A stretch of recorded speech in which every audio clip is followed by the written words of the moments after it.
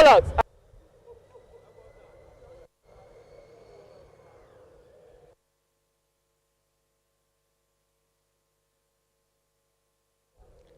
CW. Sir. Take post. Aye, sir. Guard of honor. Show dead arms.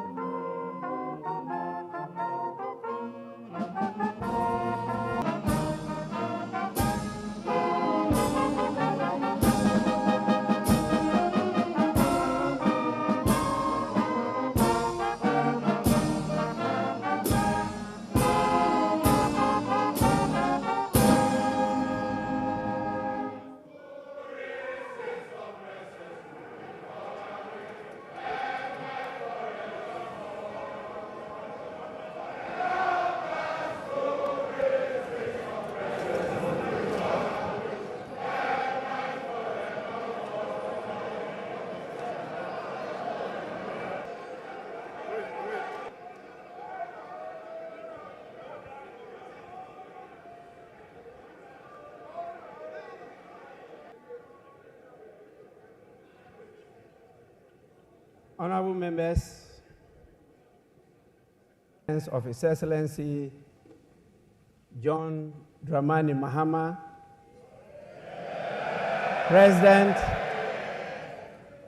President of the Republic of Ghana and Commander-in-Chief of the Ghana Armed Forces in this August chamber.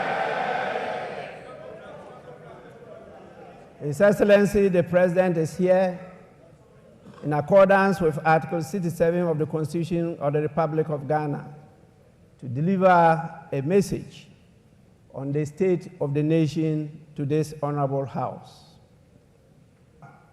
To welcome His Excellency the President of the Republic to this August House. Honorable members, I shall recognize the presence in this chamber of the following distinguished personalities.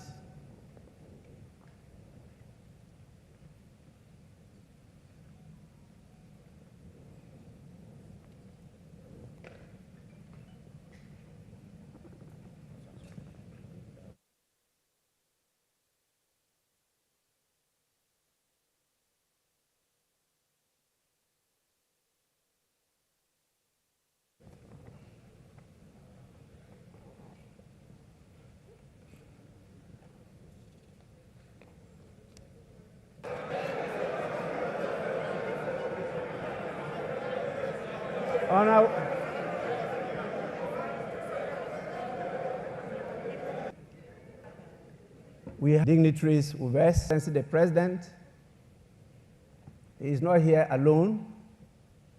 He's present here with his spouse. We have the Vice President, Her Excellency Professor Nana Jane Opoku Ajiman.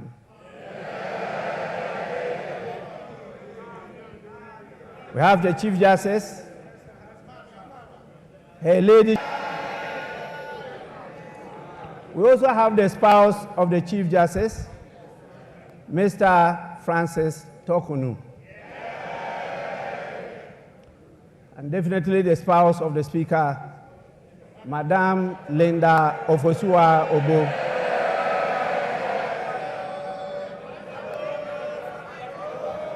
We have the Chief of Staff, Honorable Julius, and we have worship the justices. We also have the Chairman of the Council of State, our former Speaker, Right Honorable Eduardo Ajahu. And we have the former President for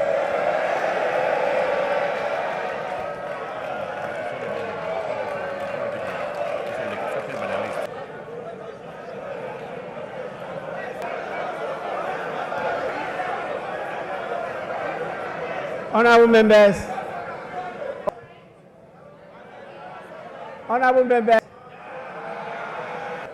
we also have the former First Lady, the evergreen, ever-present, Her Excellency Nana Kunedu Ajiman Rawlings.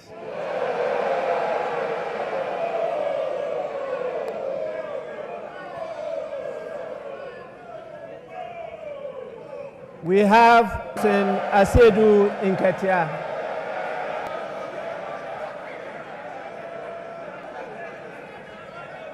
We also have the National Chairman of the new Patriotic Party, Mr. Stephen Ayensu Intim.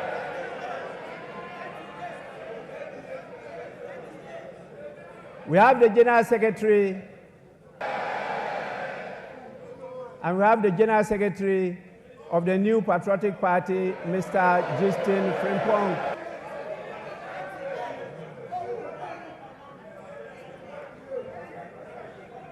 We have, as usual,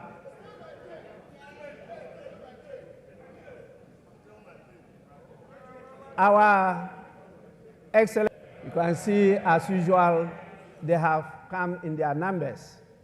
We are extremely duty services with us, and we have our revered our revered chiefs and the various heads of all the religious bodies we have in this country. We'll also have the former clerk to Parliament, Mr. Emmanuel Anyimedu, and the recently outgone former clerk to Parliament, Mr. Cyril Kwabena Oteng Insia. Honorable members, in the meantime, this is the list of the dignitaries that I have who are present here with us. May I now, on your behalf, present to deliver his message. Your Excellency, you may do so now.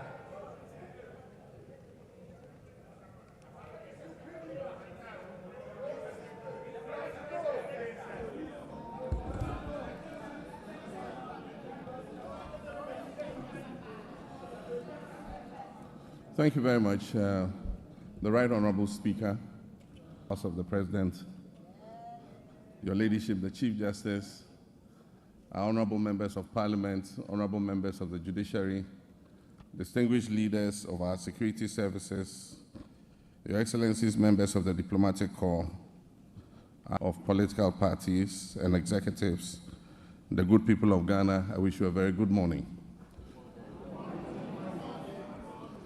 Mr. Speaker, Article 6, the President addressed the people of Ghana ago in 1996.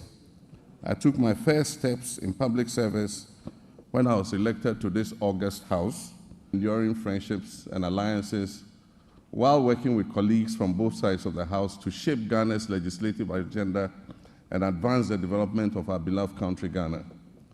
Including myself, thought at the time would be my final address to Parliament.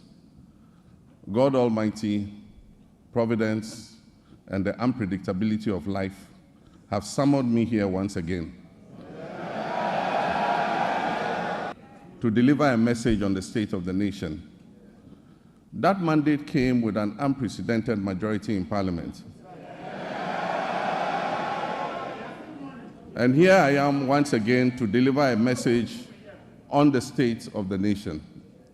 Mr. Speaker, I wish to convey my heartfelt gratitude to Parliament. This efficiency is unmatched in the history of the Fourth Republic, demonstrating the strides we can make when we come together in our dedication to serve the people of our great country. I believe that a similar dispatch will be applied to the approval process for my deputy ministerial nominees. This will enable them to promptly assume office and assist their ministers in delivering our noble vision of resetting our dear nation. In making the nominations and considering the numbers involved, I considered the long expressed sentiment of the Ghanaian people about the sheer size of previous administrations and their associated cost implications.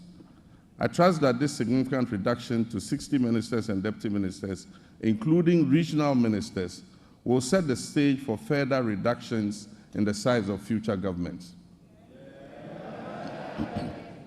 With the inauguration of the Council of State, we can begin appointing the staff of the presidency.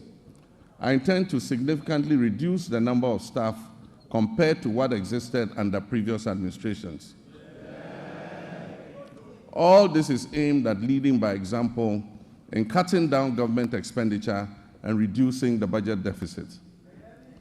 Let me begin, Mr. Speaker, by invoking the timeless words of the hymnist John Oatman Jr., a nation troubled on many fronts, but we also have many blessings, among which is a now firmly established democracy that, for all its imperfections, has enabled 4 peaceful transfers of power in our land. Nestled in a sub-region that is often plagued by strife and political instability, there's a good reason to take sober satisfaction that these successful, peaceful power transfers have become routine. Mr. Speaker, 50 days ago, I took the solemn oath to assume leadership of this country and said that promised to revive our nation's fortunes in part to reset the country's economy. And through their votes, they made it clear that they will henceforth demand the highest standards of governance from those they put in positions of leadership. The good people of Ghana elected me to office with a historic electoral margin of nearly 1.7 million votes. Vice President, Professor Nana Jane Opoku-Agyeman. Victory is a selfless call to duty from a people and all who serve, including legislators from both sides of the House, to do our utmost with decency and humility to change the circumstances and the state of our country. Mr. Speaker, as I stated earlier, Article 67 of the 1992 Constitution requires that I give an account of the state of our nation to Parliament. I'm sad to report that the state of our nation is not good. Our economy is in crisis, and our people are suffering unprecedented hardships. Mr. Speaker, we will host a national economic dialogue on March budget estimates for the financial year 2025 to this August House. These two events will allow us to present the real state of Ghana's economic crisis to the people.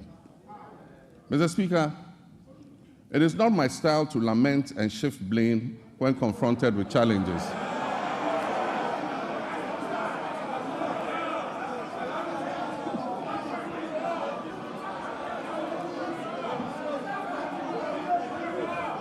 Mr. Speaker, it's not my style to lament and shift blame when confronted to resolve them. Indeed, this is precisely what the people of Ghana elected me to do. I have therefore not come here to lament on the state of our country, though there's much to lament about. I understand why I was elected with such high voter confidence, and that is to solve Ghana's problems. Address the numerous challenges facing us as a nation. Yesterday, February 26, 2025, marks exactly 10 years since I stood in this chamber, at this very spot, to declare my determination to fix Dumso, a legacy problem of power shortages. And Mr. Speaker, I fixed it. Yes, I promised to fix it, and I did. Of this country on January 7, 2017, there was no power rationing or load management in Ghana. Mr. Speaker, today, inspired by the Almighty God and propelled by the massive mandate given to me by the good people of Ghana, I am moved to make John Dramani Mahama. I will fix the economic crisis confronting our country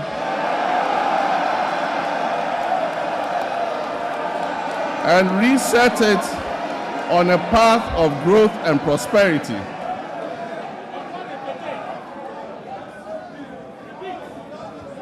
That I will fix the economic crisis confronting our country and reset it on a path of growth and prosperity. My government, with our people's support, about the state of our country. I was aware that huge problems awaited me upon assumption of office, but nothing could prepare anyone for the reality of the depths to which our economy and our governance had sunk. Our elders say that apotrowa ni ehun ne tenten. And how right they were. It is common initial assessment of the books we have discovered are much deeper than was previously known. We have inherited a country that is broken on many fronts. The profundities of the challenges confronting us are staggering. We are saddled with staggering debts and glaring signs of almost deliberate and, Mr. Speaker, not even the restraints of an IMF program were enough for the previous economic managers to exercise prudence in managing our finances. After setting an inflation target of 18% by the end of 2024, the actual outturn was 23.8 IMF.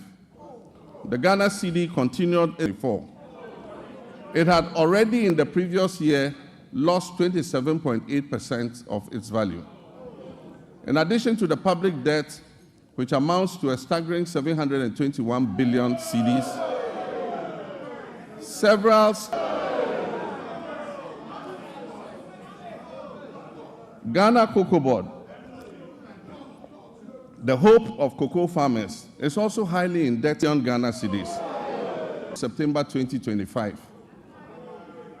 In 2023-2024 crop season, Cocoa Board was unable to supply 333,767 metric tons of cocoa, which it had sold at $2,600 per ton.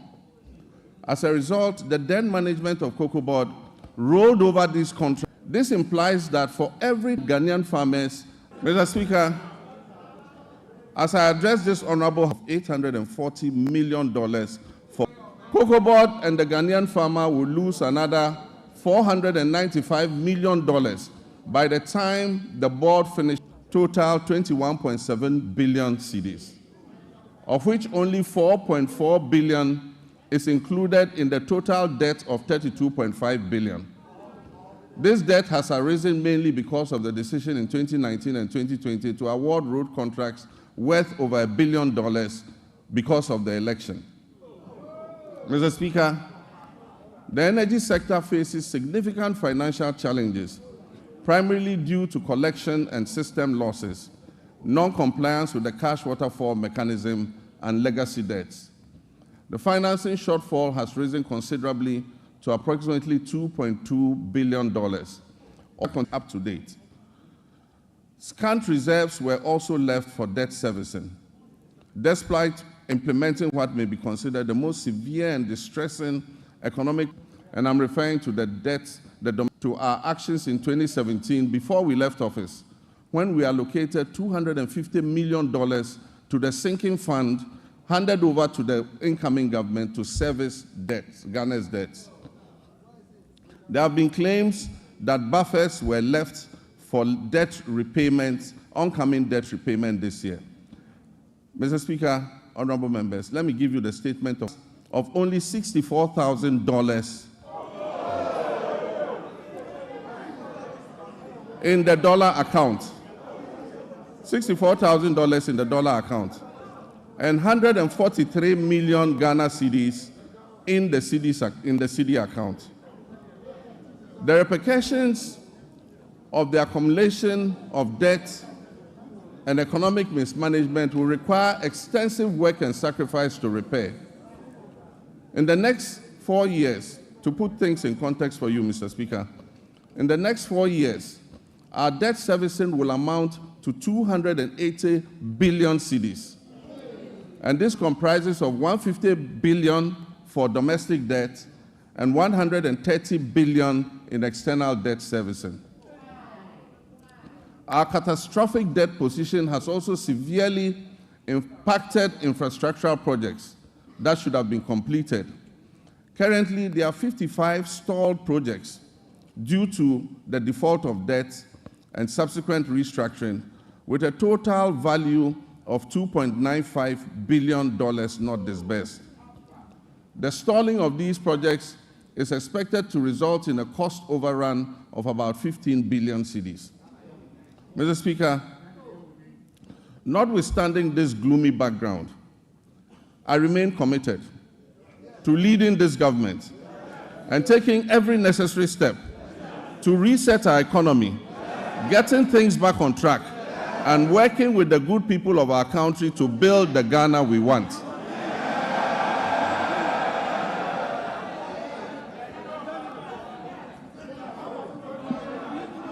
Mr. Speaker, implement corrective measures, upcoming fourth review 5, and I am building buffers in the sinking fund and external debt maturities. In this respect, government successfully honored the matured coupon payment of $6.081 billion in cash and $3.46 billion in kind, which was due in February 2025 to all domestic debt exchange program bondholders, fully paid. The good news is that we have also built additional buffers in the sinking fund to honor the maturing bond administration of this country, our economic fortunes around, to a fiscal consolidation agenda with a reliance on 91-day to 4.48% as of February 2020. Similarly, the 182-day Treasury bill rate, which was 29.07% as of January 6, 2025, has decreased to date to 25.388%. Mr. Speaker, the 3.30% in the same period. We signed a memorandum of understanding with our official creditor committee, OCC, to formalize the debt treatment agreed upon with our official creditors. This marks a crucial step towards Ghana's restoration of long-term debt sustaining our economic recovery. The Public Services Joint Standing Negotiating Committee concluded negotiations on the 2025 minimum wage and base pay for and the Ghana Employers Association for the understanding and cooperation in reaching this agreement on the minimum wage and the base pay. I'm confident that the sacrifice. We look forward to a positive economic outlook as we restore macroeconomic stability. We implement the $10 billion and foster inclusive, the prerogative of a select few. Mr. Speaker, in fulfillment of our 120-day social contract with the Ghanaian people, we have put in place the Planning Committee to host the National Economic Dialogue. This dialogue is expected to discuss the state of the economy and reach a consensus on the key policies needed to address the devastating economic crisis confronting us. It will support the development of a homegrown fiscal consolidation for resetting the economy and creating prosperity for all our people. I believe there's absolute wisdom in what our elders say, that two heads are better than one. Tikro and Kwejina.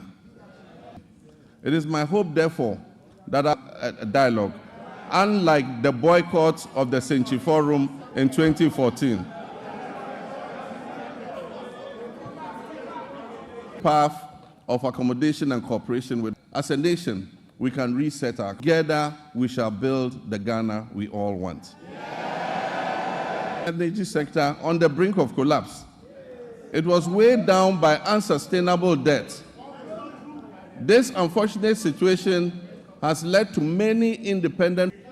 Mr. Speaker, levies, ESLA, over the last 18 debt of 70 billion cedis as of December 2024.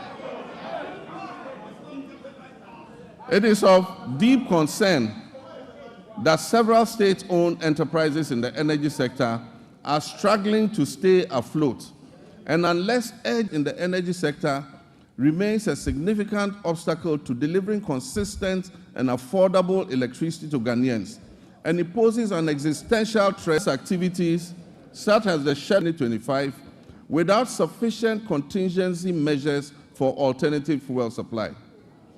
As a result, my administration has had to swiftly mobilize resources to secure emergency fuel supplies to ensure that electricity generation. We are anticipating a marked improvement in the power situation once this begins. While the current state of our energy sector poses grave concerns, we must remain resolute to implement far-reaching reforms, including enforcing a single revenue collection account, strictly administer, Mr. President, Mr. Speaker, following my directive, has set up metering and billing in order to invest that are threatening to drown the state-owned utility company. A pilot partnership between ECG and Enclave to Enclave Power Limit, companies operating in the free zones enclave, with 99% revenue collection and nearly 100% uptime in power supply. This is being done here in Ghana. We can use it to cover the rest of the nation to ensure that we get revenue compliance and be able to bring down tariffs for our people. Mr. Speaker, I'm still getting used to being president, that's why I said Mr. President. Mr. Speaker, reduction in commercial and technical loss aim in the medium term to achieve 100% crude oil and fossil fuels.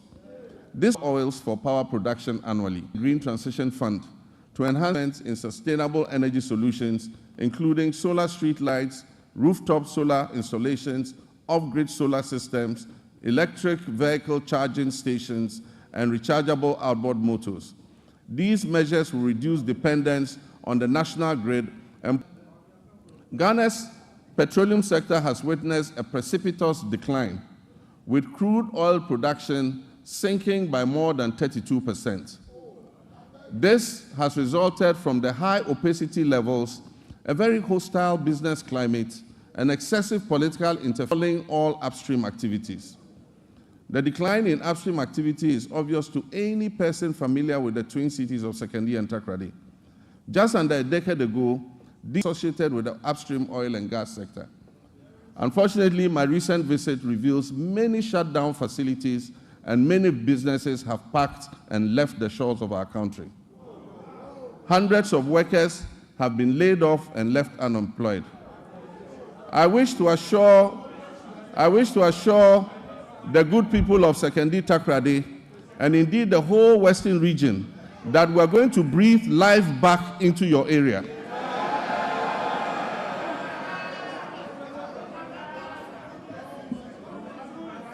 Mr. Speaker, we have a congenial environment for our partners and other prospective investors who wish to come. Investments running into billions of dollars of energy and green transitions gave the directive for the removal of the unitization based on the arbitration that took place.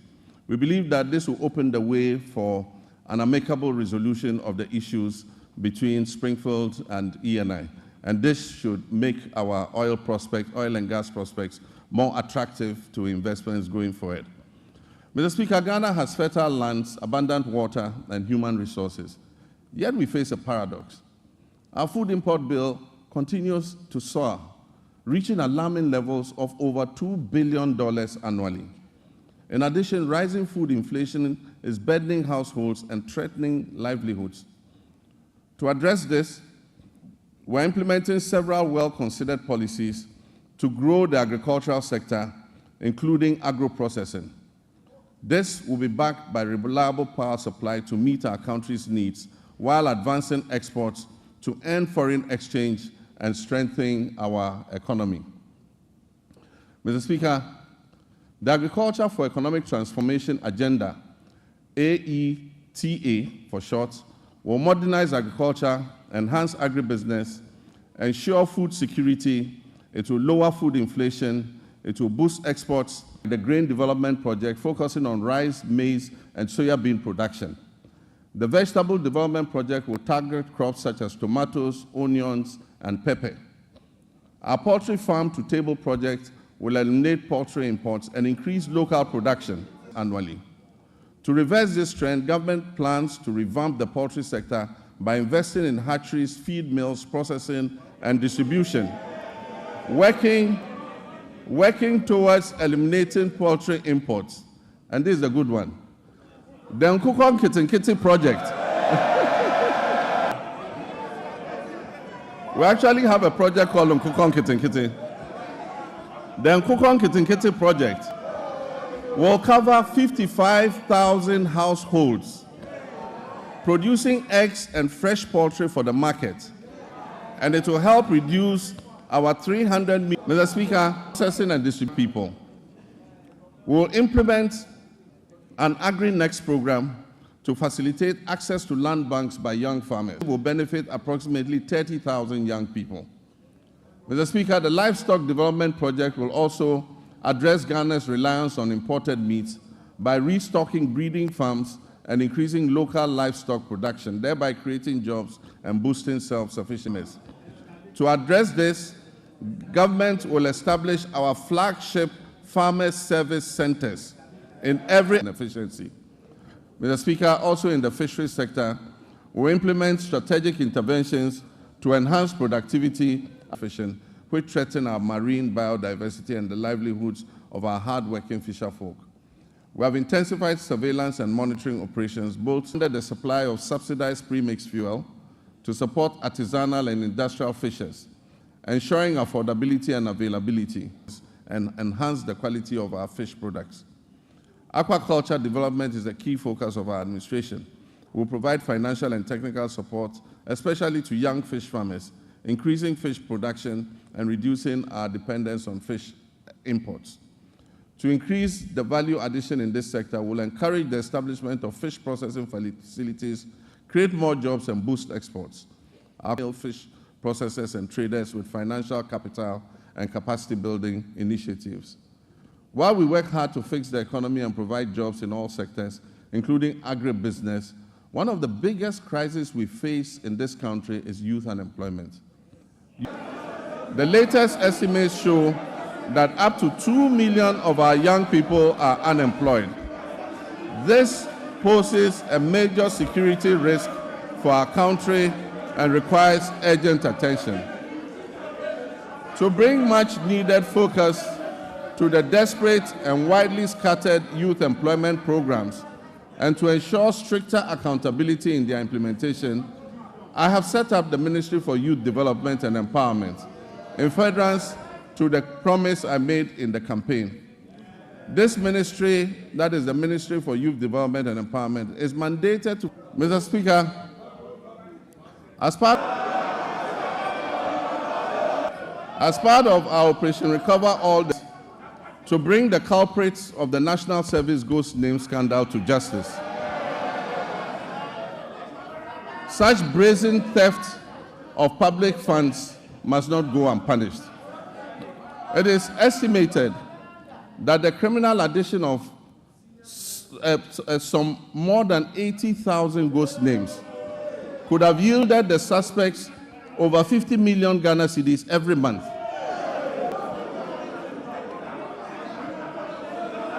I have directed that they be declared wanted and their assets traced and frozen until investigations are completed. To govern national service, I've also tasked the Minister for Youth Development and Empowerment to coordinate and present to Parliament a legislation, that's Act 1119. We will introduce short military training as part of our national service scheme into our youth. The administration of scholarships is another challenge. It has been fraught with a lot of challenges. The poor who genuinely need scholarships are unable to access them because the rich and wealthy, equity and sustainability in the scholarship scheme is not that only deserving youth benefit from the system. We shall introduce increased transparency, including publishing the list of beneficiaries every year. Mr. Speaker, job creation is one of our main pillars, and it was one of the major promises we made to the youth of Ghana. To help actualize this promise, we're going to roll out what we call the Ejumawura program. This initiative will first phase. The top 2,000 implementable business proposals will be supported with business development training, mentorship, access to startup capital. We will also launch our flagship national apprenticeship program to equip at least 10,000 young people in the informal sector with employable skills, including providing apprenticeship fees and startup kits when they have completed. In areas such as road safety regulations, financial literacy, and digital skills, as well as facilitating the acquisition of motorbikes. We will introduce electric motorcycles profitable.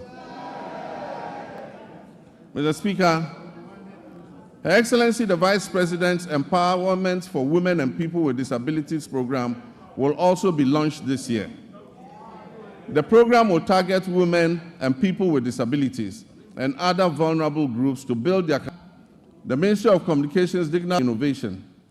Under the 1 Million Coders program, young people receive training in coding, web app development, digital marketing, and other digital skills.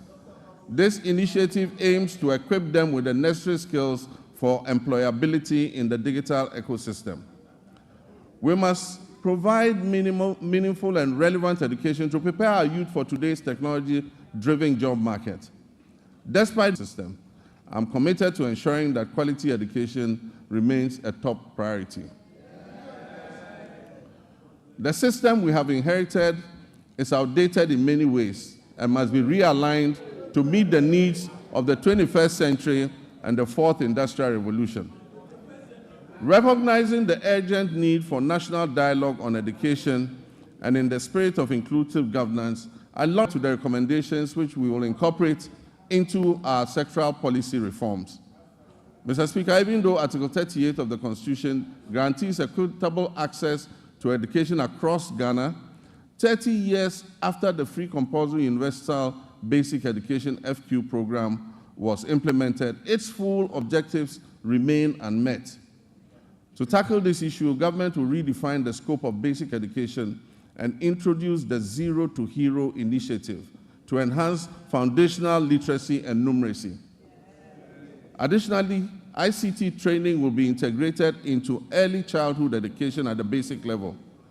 Over the next 3 years, it will be expanded to cover at least 300 classrooms, 30 centers of excellence, 1,000 teachers and district teacher support teams focusing on the teaching of mathematics and literacy.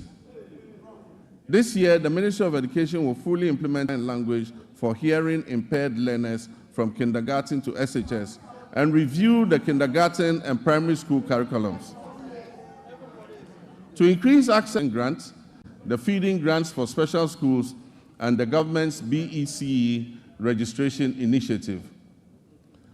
Mr. Speaker, to promote inclusion and equity, the government will enhance and resource the Islamic Education Unit to recruit more Islamic and Arabic tutors for English-Arabic schools. We will establish STEM and TVET schools in underserved and peri-urban communities. We will provide scholarships to brilliant but needy students in deprived communities, especially for study in law, medicine, and engineering. We will support Islamic colleges of education with infrastructure and logistics, and will enroll youth in Zongo and deprived urban communities in the National Apprentice Program and offer free technical and vocational training in all schools, especially in the rural areas. Government will begin plans for the implementation of the 20% allowance for teachers who agree to serve in rural schools, are present and teaching in the schools that are selected. This scheme will reward such teachers for their sacrifices and ensure quality education nationwide, not only in urban centers. Mr. Speaker, as part of our Teacher Dabre initiative, the construction of teacher accommodation units to improve welfare and attract teachers to rural areas will commence this year. Mr. Speaker, no new school will be built in this country with, again, for emphasis and for the record, I, John Dramani Mahama, President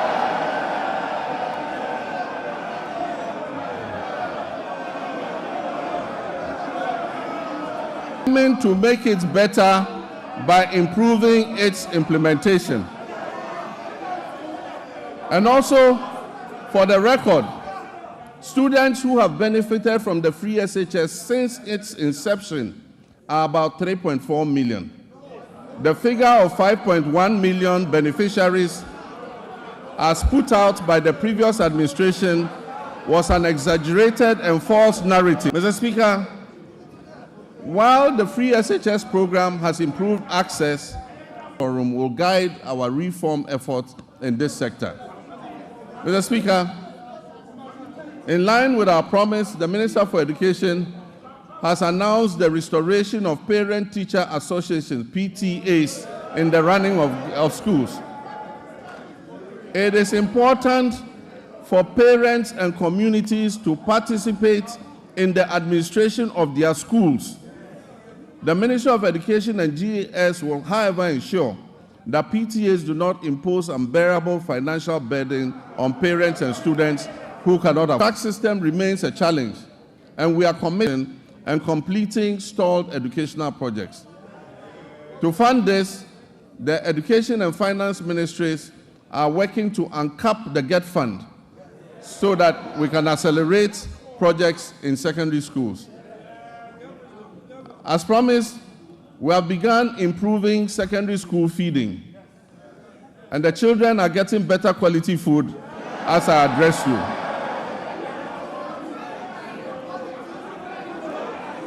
Mr. Speaker, efforts to decentralize school feeding and food management include strengthening procurement and store management records capacity. Once completed, food procurement and management will be fully handed over to the secondary schools to do their own food procurement. Mr. Speaker, science, technology, engineering, and mathematics are central to national development, STEM. We will therefore expand STEM programs at all levels to equip all students for the global economy. We don't believe in building single standalone STEM schools. We believe that regional TVET centers of excellence will be established to provide practical skills. Every region will get a TVET center of excellence to expand technical and vocational education training. Mr. Speaker, honorable members, Ghana has consistently missed its gross tertiary enrollment targets with a rate below 22%, far from the 40% goal that has been set by 2030. Despite over 460,000 secondary graduates coming out annually, 55% qualify for tertiary education, and only 35%, 161,000 of the 460,000 enroll in tertiary education, leaving over 300,000 without access. To address this, government is introducing a no-fee stress policy to eliminate tertiary admission fees, which currently serve as a loan scheme, which is called the Student Loan Plus. The no-fee policy will also cover all persons with disabilities. And for emphasis, per study. And so, PWDs who gain admission to tertiary institutions will pay no fees. Additionally, TVET enrollment will be increased from 11% to 20% to boost employment. Mr. Speaker, rising enrollment has strained university infrastructure, causing overcrowding and inadequate accommodation. We are determined to expand access, improve quality studies for new public universities or campuses of existing universities to be established in the 6 new regions will commence this year. Seed funding for these projects will come from the GET Fund in order to enhance access. Government will this year engage with the existing public universities to identify suitable sites on their campuses project. This is a partnership between government on the campuses to allow for a better learning environment. Mr. Speaker, academic freedom will be upheld. And our hope is, Mr. Speaker, next, our health sector faces significant challenges that jeopardize the very foundation of affordable health care. The Ministry of Health has a total liability of nearly 15 billion cedis when co-financing obligations, judgment debts, and payments to clear medical commodities at the ports are all put together. The last major hospital equipment replacement program was undertaken in 2014 when I was president. Since then, most hospital equipment in the Agenda 111 program, which was started as a knee-jerk reaction during the COVID-19 pandemic, when the Ghanaian public had begun to appreciate that had stalled under the previous administration, a promise was made to build 111 hospitals. Mr. Speaker,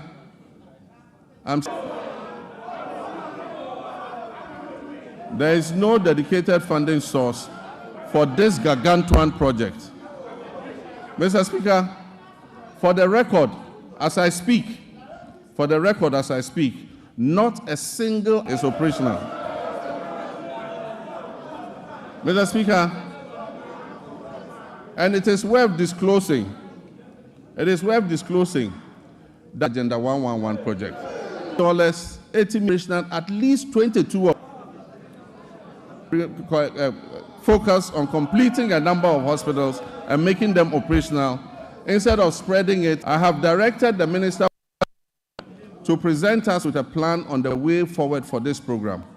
And let me add that we are open to public-private partnerships and franchising to complete and operationalize these hospitals. The most pressing issues confronting our health sector today is the USAID's sudden 90-day pause in services without prior notice and the looming threat of complete withdrawal of programs that do not align with the USAID's strategic interests in the Upper West, Upper East, Northern, and Savannah regions. USAID support for the National HIV/AIDS Control Program includes the supply of antiretroviral therapies in the Western, North, and Afro regions. These will also be affected. The withdrawal puts at risk approximately $78 million in earmarked funds for malaria at the Noguchi Memorial Research Agent Intervention. I've therefore directed the Minister of Finance to make immediate financial arrangements to mitigate this loss. And I expect that this will be reflected in his budget, which will be presented to this House next month, on March 11th. Working with the NHIA, will revive the Onuado mobile healthcare vans. Ophthalmology, dental, ENT, cancer screening and care in the remote and most vulnerable communities in our country. An earlier attempt to provide mobile health facilities was abandoned after the change of government in 2017. Diseases and re-emergence of old diseases. The unpredictable nature of disease outbreak suggests we must make our health systems more safe. I'm sad to report to be cholera, and unfortunately we lost 49 of our compatriots. The outbreak has affected 118 districts across the Greater Accra, Central, Western Ashanti, and Eastern regions. To control the situation, we have launched an aggressive vaccination and public education campaign, among other interventions. Mr. Speaker, sanitation within the context of infectious disease outbreaks, personal hygiene, and environmental sanitation must be a major priority for us. Our cities and towns must be made clean, communities clean through appropriate investment, supervision, and performance tracking in the sanitation sector. Mr. Speaker, as I speak, an important contribution to ameliorate the situation in your region, and I commend you for that.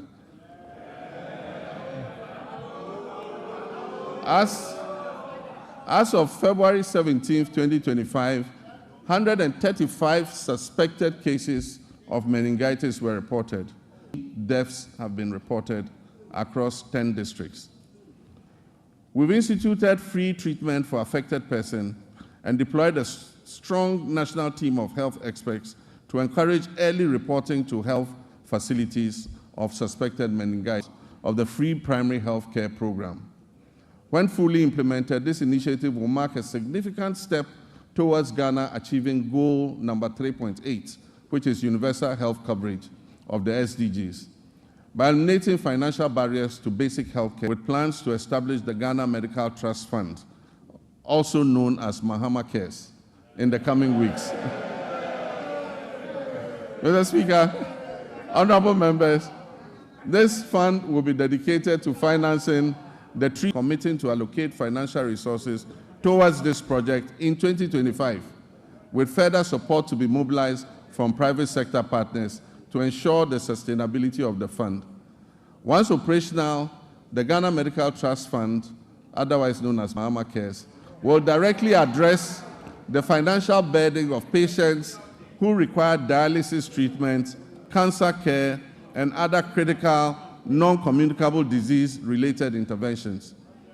Together, the free primary health care, which will focus on early detection and relieving the financial burden of treating care accessibility and outcomes, and enhancing productivity and well-being across the country.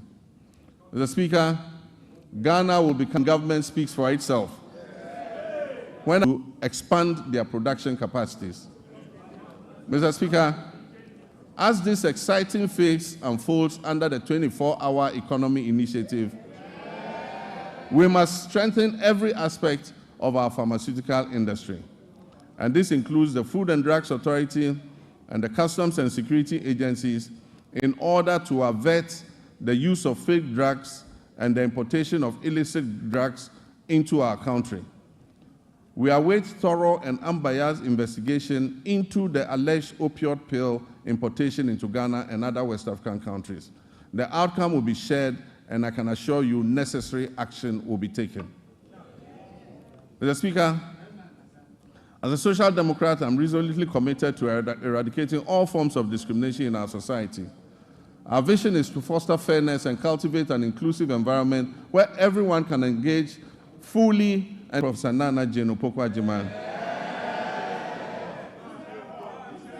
We will engage with all stakeholders, including our development partners and civil society organizations, social protection mechanisms, and enhance legal safeguards for women, girls, and other vulnerable groups. Our initiative would include enacting comprehensive laws and policies designed to dismantle harmful social norms, to enhance access to crucial resources and opportunities, particularly for young women, and reduce overdose for your unwavering support and guidance, which were instrumental in passing the Affirmative Action Act of 2024 Act to ensure gender equity across the political, social, economic, educational, and cultural spheres. The Ministry of Gender, Children, and Social Protection is actively collaborating with relevant stakeholders to guarantee that this act is fully operational, including attaining the 8.21% of all appointments. And we are diligently working towards reaching the targets set forth in Act 1121. I'm, however, concerned women have mastered the courage to apply for the positions of metropolitan, municipal, and district chief executives. And unfortunately, the few who have courageously applied have been edged out on very flimsy and parochial grounds. It is my hope that encourage and support more women to, Mr. Speaker, will establish the Women's Development Bank.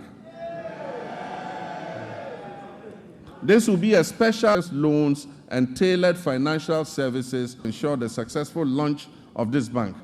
And as part of our 120-day social contract, the Minister for Finance is going to allocate initial funding for the Women's Development Bank in the upcoming budget that will be presented to this House. Mr. Speaker, we're also implementing measures to expand the Livelihood Empowerment Against Poverty program under our Big Leap initiative. As we work towards completing the Ghana National Household Data Census by this year, 2025, we'll reassess. Mr. Speaker, we are committed to enhancing the legal framework surrounding disability rights by passing the Persons with Disability Amendment Bill. Additionally, the Persons with Disability Act, Act 715 of 2006. We reiterate our commitment to ensuring that individuals with disability have access to free tertiary education and equal opportunities to pursue their academic and professional ambitions. Mr. Speaker, the government intends to ensure the implementation of legislation that enjoins the private member was shepherding this bill. Government is going to support that motion in order that 5% of all employment is reserved for persons with disability. Mr. Speaker, Ghana's sports sector, once again, which was a shining example of excellence within Africa, now finds itself at a very critical juncture. Historically, our nation has been celebrated and has had remarkable achievements in boxing, football, and athletics. Structural deficiencies in administration, funding, infrastructure, and talent development.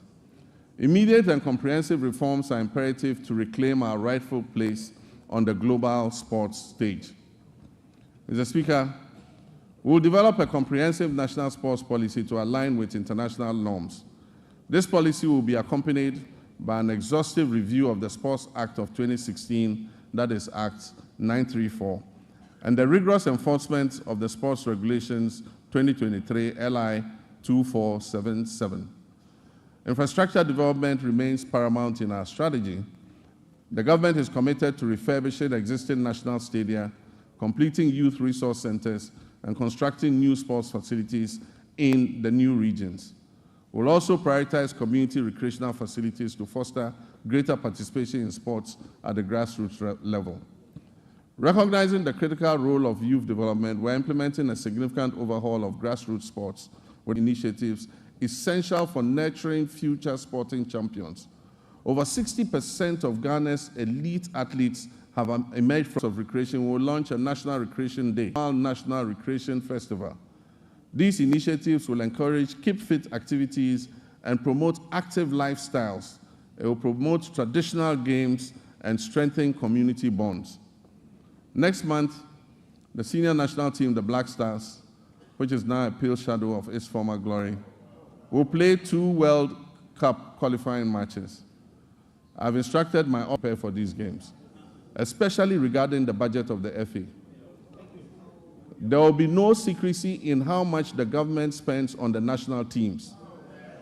The budgets presented by the FA and others, the reduction of sports and recreation, cornerstones of our national development strategy.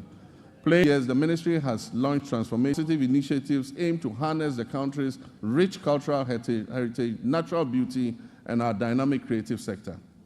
Our flagship initiative, the Black Star Experience, aims to establish Ghana as the gateway to Africa for the global diaspora sector, diplomatic missions, ministries, departments, and agencies. Our aim is to position the Black Star Experience as a uniquely Ghanaian tourism brand. The Pan-African Month will be a part of the Black Star Experience. It will include street carnivals, a film week, a fashion festival, a food fair, with our tourism offering, business conventions, and and strengthening our reputation as the country to revitalizing the approximate net approval for this vital project was achieved during my presidency in 2016. Progress has stalled. We'll reassess the work completed and take decisive action to bring this all-important project back. This attraction. It will have a pedestrian precinct with arts and craft markets, jewelry and gold markets. Mr. Speaker, our road network is the cornerstone of our nation's infrastructure in supporting agricultural growth by linking farmers to markets, lowering transportation costs, and ensuring quicker access to essential supplies and services. The resulting interest of our citizens. Mr. Speaker, while the previous government has made lofty claims about achieving unprecedented milestones in the road sector, available evidence does not support its assertion that it constructed over 13,000. It has perpetuated a narrative that presents road maintenance and rehabilitation efforts as new construction projects, misleading the public about what has been achieved. The proportion of poor roads has increased, especially in urban centers, almost 60% by 2021. Therefore, Mr. Speaker, our road sector is in crisis. 5% of awarded contracts in the road sector have stalled, and the contractors have stopped work due to non-payment. And most of them, as of December 2024, unpaid bills owed to contractors in the sector exceeded 20 billion Ghana cedis for work that had been carried out between 2018 and 2024. For instance, the Ghana Road Fund obtained a loan of 600 million Ghana cedis in March 2018 to refinance outstanding debt. Alarmingly, upon assuming office, 1,000 Ghana cedis dating back to 2018. Current commitments for road projects that are unpaid currently stand at an astonishing 105 billion Ghana cedis. Despite these considerable challenges, this government remains steadfast in its commitment to prioritize vital our strategy program. The big push will see major rehabilitation of many key roads in the feeder roads, urban roads, and highway sectors. We'll also undertake the following key initiatives to revitalize the road sector. We'll reintroduce tolls, road tolls, using modern technology. Mr. Speaker, we will uncap the road fund. in order that it can accumulate more money to pay for road maintenance. Mr. Speaker, we will make bidding and enhance public transparency in the procurement processes. Mr. Speaker, the drip equipment, which was acquired at the last moment as a knee-jerk reaction for electioneering purposes,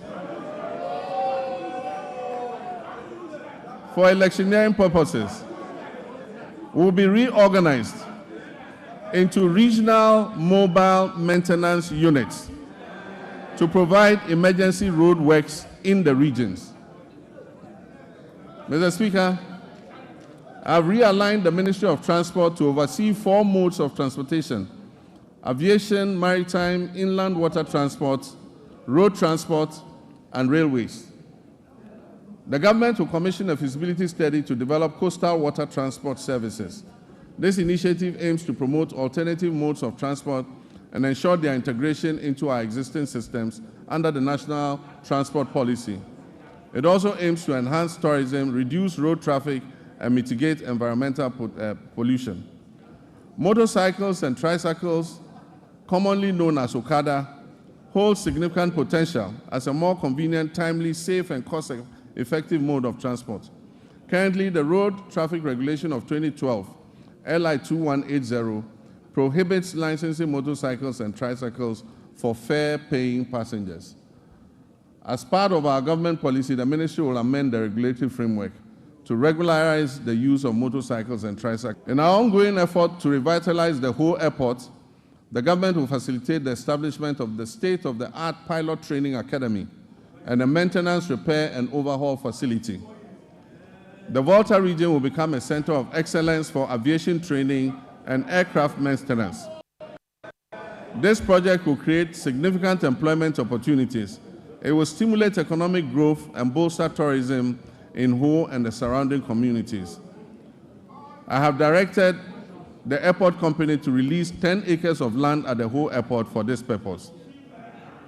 Mr. Speaker, with the completion of the Tema-Mpakadan rail line, the government will launch passenger services between Tema and Adome. We will also begin developing the necessary infrastructure on the Volta Lake to facilitate freight transport between Tema Port and Buipin railway line will continue to be modernized in partnership with the private sector. This initiative aims to support the efficient transport of bulk cargo and minerals from the mines in the Western Corridor. Mr. Speaker, the last attempt by the previous administration to re-establish a national airline of interest to invite competent, an efficient national carrier can help reduce fares on routes where external carriers are currently enjoying a monopoly. Mr. Speaker, our communications and digital technology initiatives focus on expanding our national digital infrastructure to stimulate innovation and enhance public service delivery. We're also dedicated to improving access to information and communication technology, promoting the digital economy, ensuring inclusive and equitable growth across all sectors. Nevertheless, the sector faces several significant challenges that hinder our progress, and these include insufficient infrastructure for delivering weather and climate services across all time zones, fragmented and uncoordinated databases, outdated legislation and policies that do not keep pace with a rapidly evolving sector, a lack of adequate technology to effectively detect, prevent, and respond to cybersecurity threats, and a daunting debt burden of almost 2 billion cedis. To revitalize this sector, government is committed to reviewing existing laws and policies to better align them with emerging technologies such as artificial intelligence, big data, Internet of Things, and machine learning. Additionally, we will develop and expedite the enactment of the Kofi Annan Center of Excellence Bill.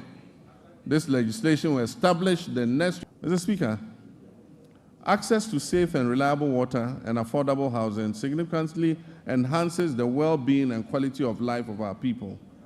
These elements are... However, the water sector in Ghana faces considerable challenges, including illegal mining activities that contaminate freshwater sources, rendering them for a decisive and ongoing effort to combat illegal mining to save our environment and our public health.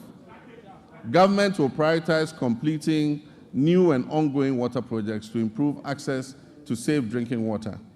This commitment should be good news for the people in the Keta, Adaklu, Wenchi, Sekendi Takrade, Asankragwa, Sehwiyoso, Dodoaso, Kweman, Damfa, Goso, Dwabeng, Aveime, and Edubamso. We'll also tackle critical water projects in Damango, Tamale, Yendi, Sunyani, Techiman, and Takwa to ensure broader access to potable water nationwide.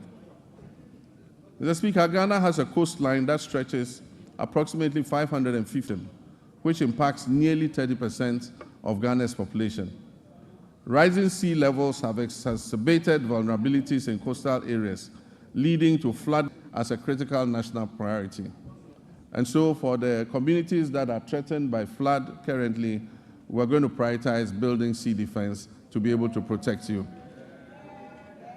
Flooding has become an all too frequent occurrence in many urban centers across the country. Solutions to address these pressing challenges. Many of our drainage systems are inadequate. They are worsened by careless water law alternative sources of funding to support essential drainage works, desilting, flood control, and coastal protection. Guarantees access to decent homes. Our housing deficit is estimated at over 1.2 million units. And this has been the situation. Construction material and access to financing have made home ownership unattainable for many, primarily affecting vulnerable populations and contributing to the rise of slums, beginning with the Saglemi Affordable Housing Project.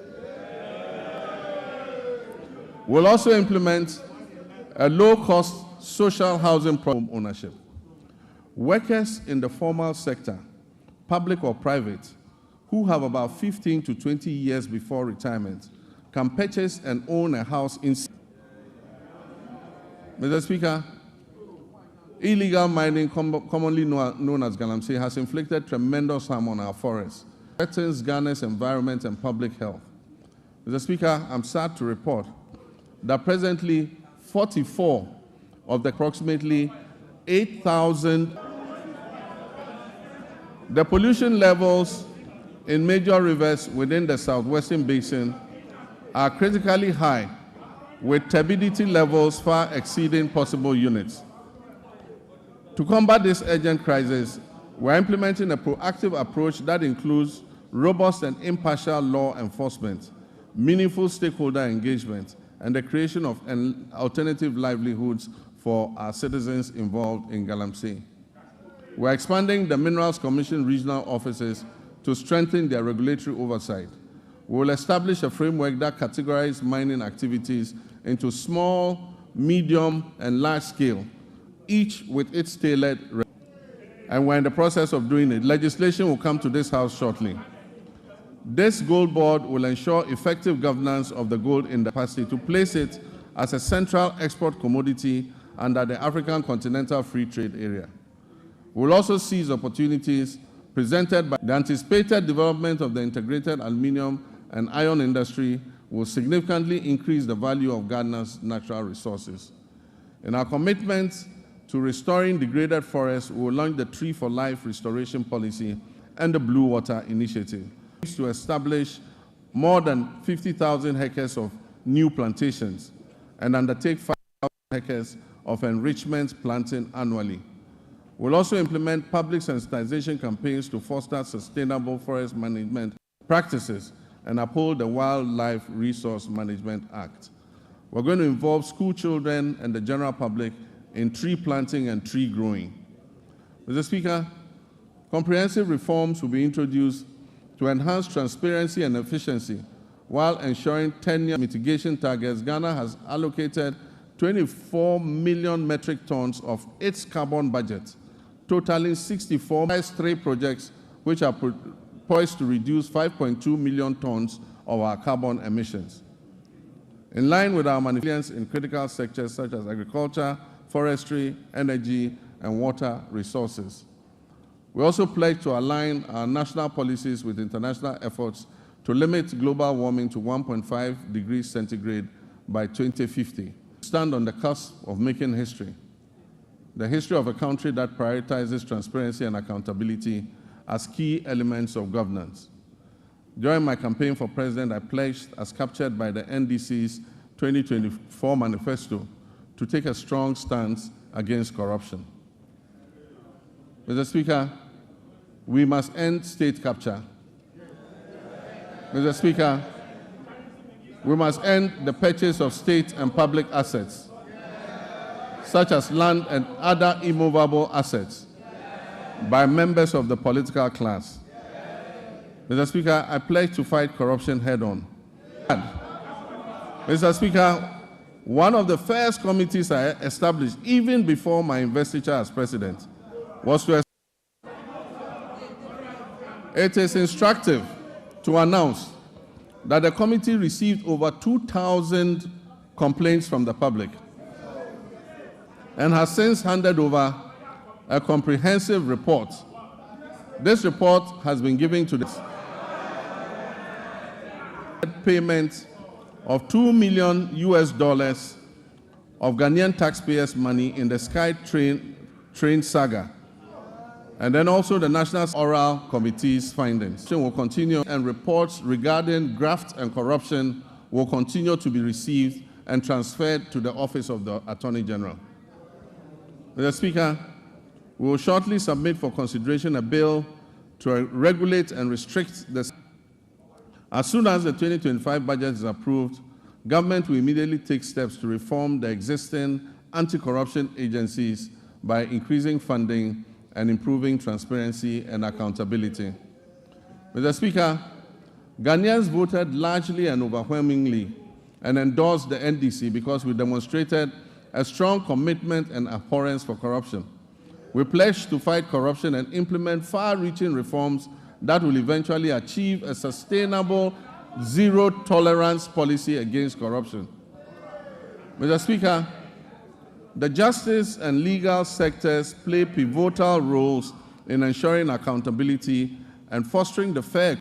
Delays and uncertainties have plagued justice delivery in Ghana, leading many Ghanaians to perceive a politicization of the judicial process. The public trust in the judiciary's independence is alarmingly low.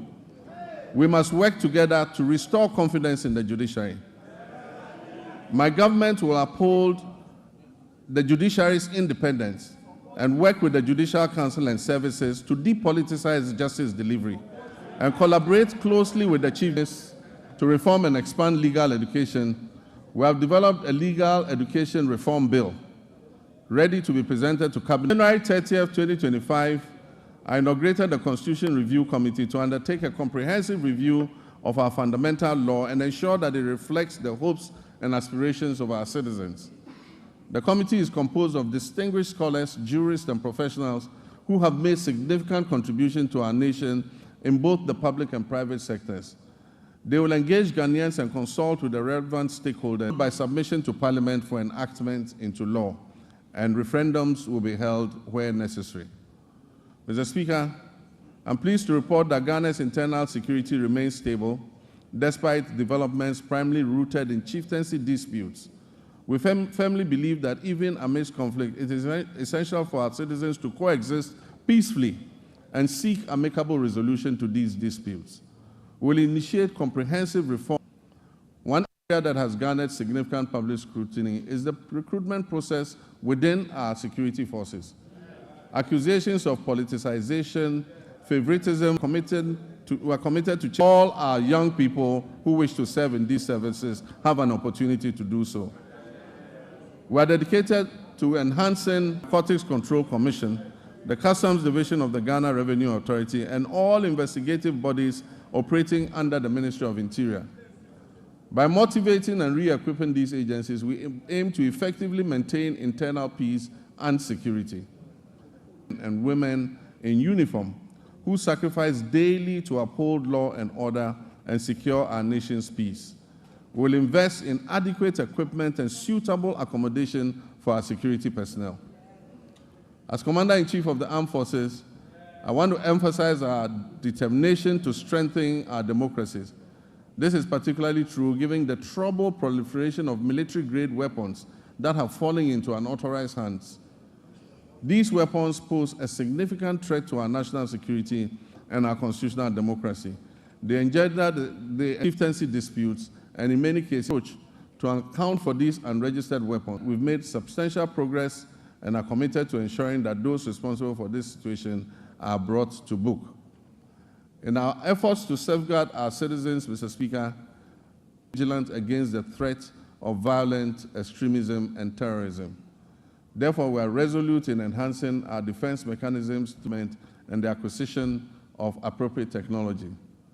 Achieving a stable and secure nation necessitates the motivation of our uniformed personnel.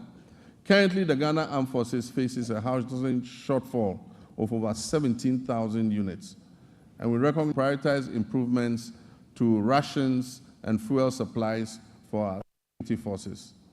Quality healthcare is another critical aspect of motivating our armed forces. As we work to expand and improve facilities at the 37 Military Hospital, complemented by the recently restored oxygen plant, we remain committed to finishing the delayed Afari Kumasi Military Hospital, which is still a top priority for my government.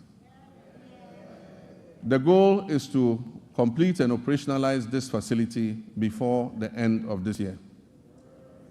Mr. Speaker, like many other state institutions under the previous administration, the Ministry of Defense is burdened with approximately 3.7 billion cedis in debt, a figure that continues to grow as new and undisclosed debts are uncovered.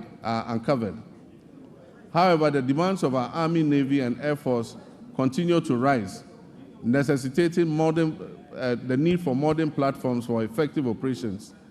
Despite these financial challenges, I am confident about the government's efforts in this regard. DHOC, which was begun under the late President John Evans Atta Mills of blessed memory, during my tenure as chair of the Armed Forces Council, is essential for fueling Ghana's industrialization drive, which is to be fully optimized to deliver the returns needed for the innovative and significant private sector participation into DHOC's operations to harness its considerable potential for economic growth. By the historic and Vice President Nana Jane Opoku-Agyeman on January 7th, 2025. Mr. Speaker, it reflects the confidence our country's stability and democratic progress has engendered in the international community. Ghana remains committed to its Pan-Africanist ideals, non-alignment, democracy to all, and enemies to none. We'll continue to cultivate diplomatic ties based on mutual respect and shared values. Mr. Speaker, Ghana is open for business. Our policy on economic diplomacy focuses on export diversification, foreign investment, and job creation. A new blueprint and delivery unit at the Ministry of Foreign Affairs with clear performance in threats, especially on our borders. Ghana is committed to security initiatives, particularly in the Sahel region. We'll maintain contact with. I've appointed a special envoy for their reintegration, if possible, back into our regional bloc. Mr. Speaker, we'll expand passport application centers nationwide to reduce processing times to 7 days. We wish that a passport will be delivered within 7 days from the date application office is going to align with our vision of a 24-hour economy. The passport office is going to work 24 hours to process passports that have been applied for. Mr. Speaker, as we reset Ghana to serve Ghanaians better, there are relations among stakeholders. In the coming months, the National Tripartite Committee, led by the Sector Minister, will organize a national labor conference to discuss pertinent issues affecting labor and employers. The recommendations are expected to influence and shape government's policies and programs in this sector.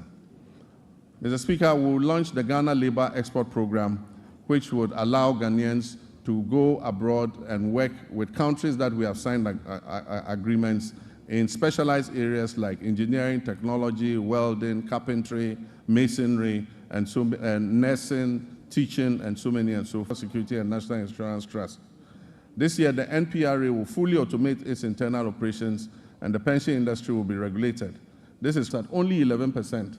The government will implement an informal sector pension inclusion initiative to increase participation. Men and women often face neglect and inadequate compensation. Mr. Speaker, I did promise to pay modest allowance to our assemblymen and women, and I'm committed to keeping this promise.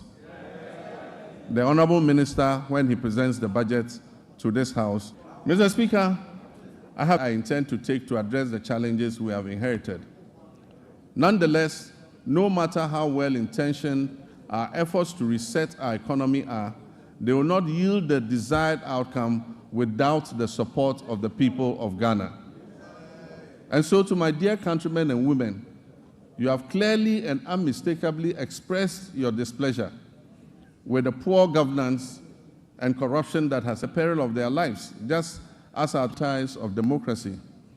Those may they rest peacefully in the bosom. These deaths, and we will provide appropriate compensation to the families of those who have died during the elections. Me and my government. You embrace the vision to generate new and well-paying jobs through the 24-hour economy initiative. The arrogance of power that uses higher standards of performance from those who have chosen to work with me to improve the circumstances of our country.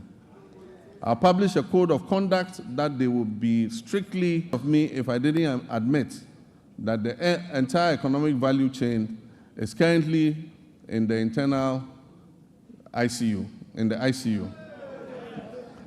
As I recall mentioning a few intensive care units, as I recall mentioning a few years ago when we were still in opposition, the economy is even worse than we had envisaged. But this gives us ample opportunity to be innovative in our efforts to resuscitate it. And so what are the key takeaways from me for the people of Ghana? 1, that we shall fight corruption effectively. 2, that we shall run a lean government of no more than 60 ministers. 4, that will introduce austerity, reduce wasteful expenditure and spending, and improving tax collection. 5, that we shall widen Ghana's taxness, reform tax waivers, especially on investments, and return to our homegrown solutions. 6, that we will grow what we eat and reduce imports of food and goods that can easily be produced here in Ghana. Your voice and contributions will prove invaluable on this journey of national reset, and I encourage you to make your voices heard. The little we have, so that together we can guarantee a brighter future for our children and our children's children. Though the state of our nation, we set our minds to it. In one collective push, we can resolve to make this great nation bequeathed to us by our forebears and see it come to fruition. Mr. Speaker, Ghana's economic challenges are not insurmountable. They present the government and everyone else the opportunity to innovate, to reflect, review, and reset, which is the theme for the commemoration of our scaled-down 68th. Mr. Speaker, it is said that there is strength in unity. Ghana's greatest strength and build together the power of collective action to overcome economic and social challenges. Every Ghanaian, regardless of political affiliation, background, or status, has a responsibility to play a key role in nation building and work towards a complete reset of our country. Mr. Speaker, let me assure you that we are leaving no one behind as we reset to rebuild the Ghana we want. We will rebuild a Ghana that works for all of us. And so, my countrymen and women, where despair once existed, let hope radiate. And where the sun appeared to set on our bright prospects as a nation, let a new stand here next year to present us. Mr. Speaker, I thank you very much for this opportunity. I thank honorable members for your kind attention. May God bless our homeland, Ghana. Thank you.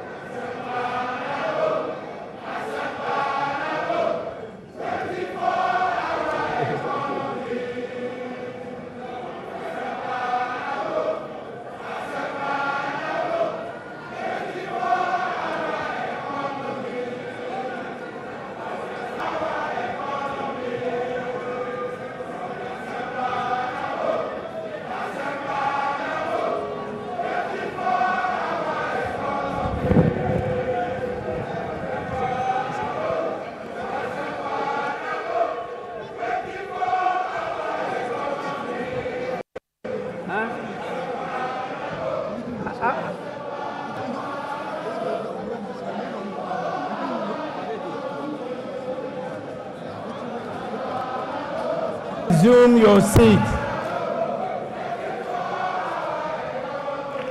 Honorable members,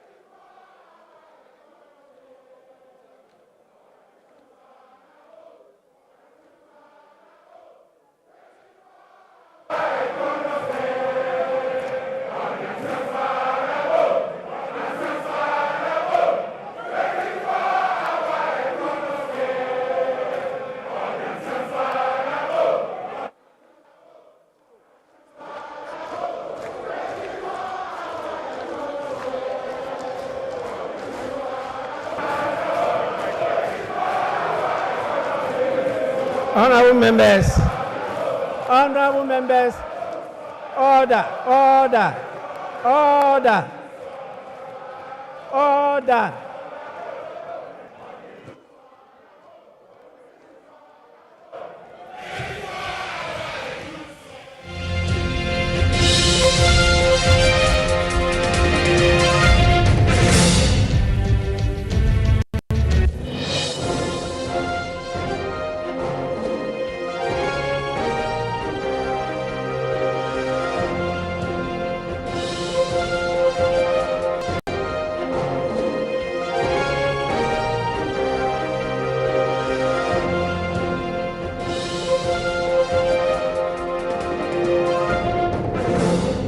Let me assure you, I have the full support.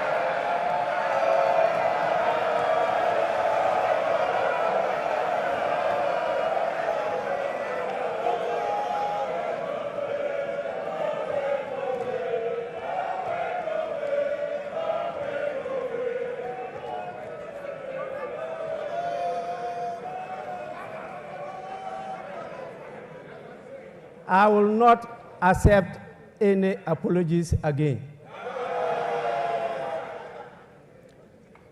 Honorable members, in accordance with Standing Order 72, Rule 4, I convey to His Excellency the President the gratitude of the House for the address.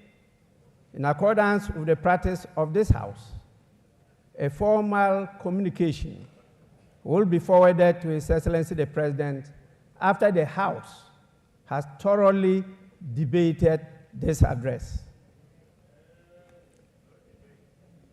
In accordance with the standing orders of the House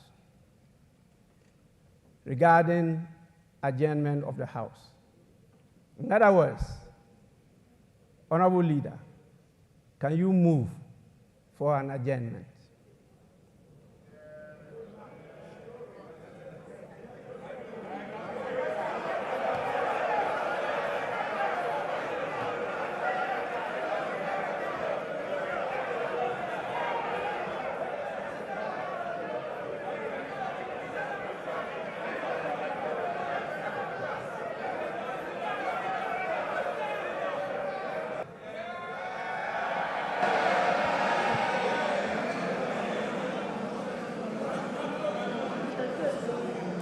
Thank you, the Right Honorable Speaker.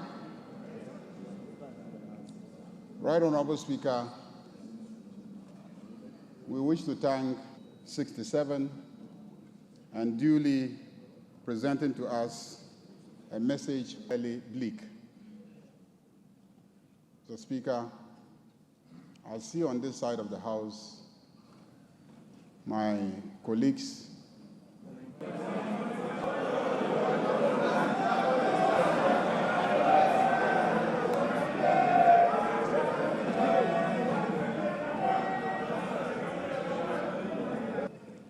it is obvious that, and the attire that they adorn today says it all. But this side is a message of hope. Mr. Speaker, our elders have cautioned that you don't leave your crown in the hands of a hyena as a caretaker when the carcasses of all your livestock are, and our country door. It is sad, it is unfortunate. But His Excellency the President has brought us hope. Hope for the youth of this country. Hope for the women. Hope for the Okada drivers. Hope for the private sector. Hope for students. And hope for ordinary Ghanaians who did everything to bring him to office with such an overwhelming number.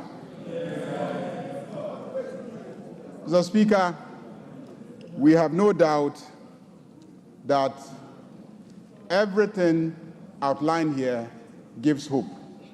But more importantly, this House will support His Excellency to be held accountable. And we will support him to deliver on the commitment to accountability. Mr. Speaker, on that note, I move that this House be adjourned to tomorrow, 10 o'clock in the forenoon. Thank you very much, Mr. Speaker. Minority Leader.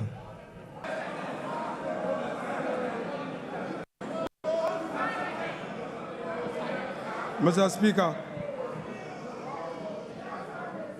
let me, on behalf of the Minority Caucus, congratulate His Excellency the President first on his election. This is the first time after the election that he's been to this chamber and to deliver a message on the state of the nation. Our side take this opportunity to congratulate you and wish you well. Second, Mr. President,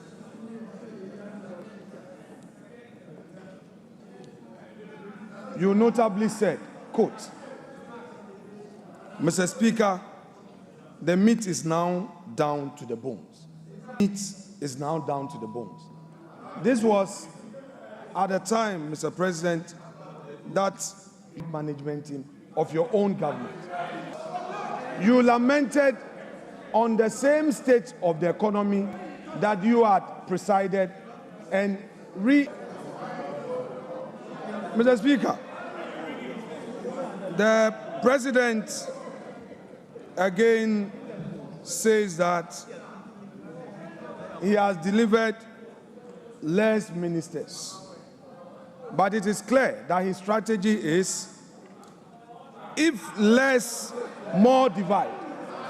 You have appointed few ministers, but more and more and more presidential staffers and more committees.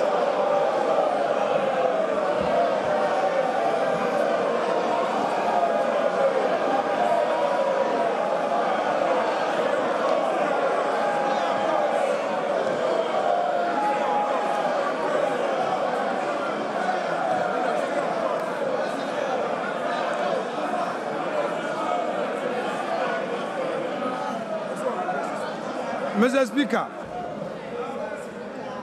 the President again. Honorable members, please. Story. As though we have, if the President has any concerns, his duty is to fix it.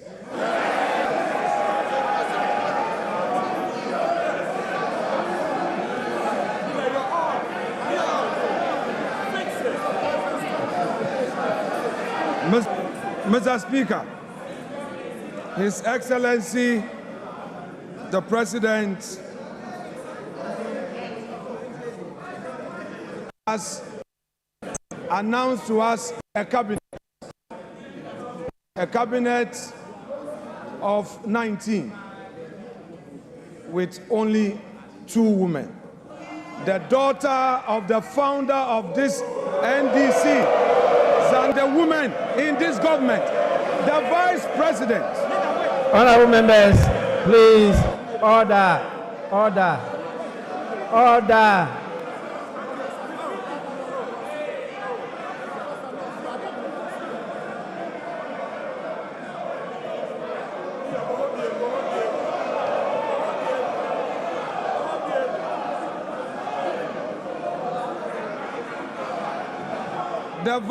The vice president in cabinet and the vice president is sitting there.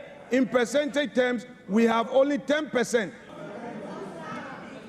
The president, again, as part of his lamentations, is telling the nation that through some arrangements, they have been able to do 2 things: pay domestic bonds that matured, and then also they have successfully done some financial engineering to pay some energy sector debts to keep our lights on.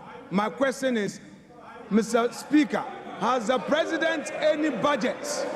This is the budget he inherited, the revenues he inherited that he has used for this purpose. The same government is condemning. Mr. Speaker, he has today told us that we have 2.2 million Ghanaians unemployed. But what he has forgotten is sack them, dismiss her. On the streets of Accra today, the youth of the country are saying that Mahama Bakun termination bebre. We are happy to hear from the president that he is going to. We are happy to hear this, but we are curious because only yesterday we heard of a confirm.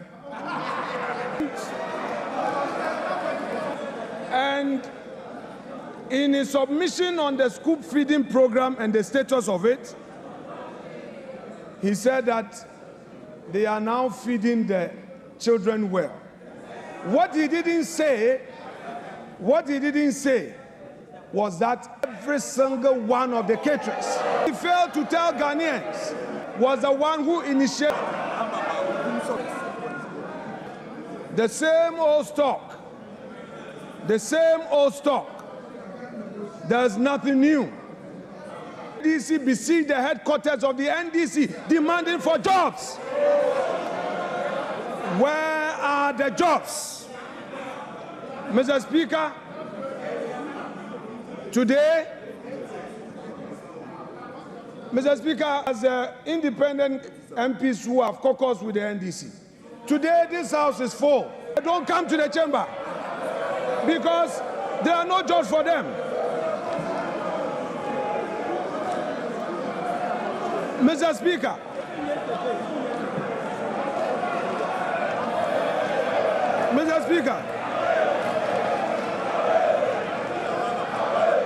no,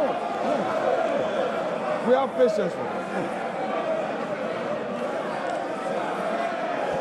Honorable members, please. Honorable members.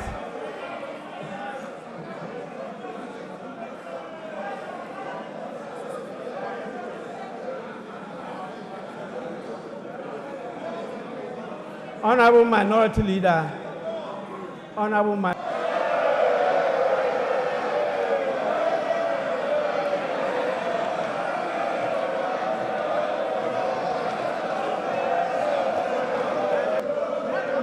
Mr. Speaker, Akufo-Addo had patience for Emmanuel Ama Kofi Boa to speak. Mr. Speaker, There must be patience for the minority side. I cannot be limited, Mr. Speaker. Let me finish.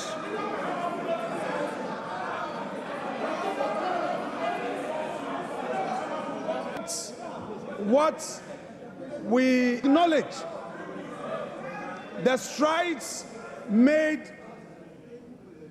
in the last 8 years. Mr. Speaker, the President failed to acknowledge that he came to meet a peaceful and a stable country. 2, he came to meet a public civil service that the government, in spite of all challenges, has that in spite of all the crisis, consistently as compared to his 10%. Honorable members,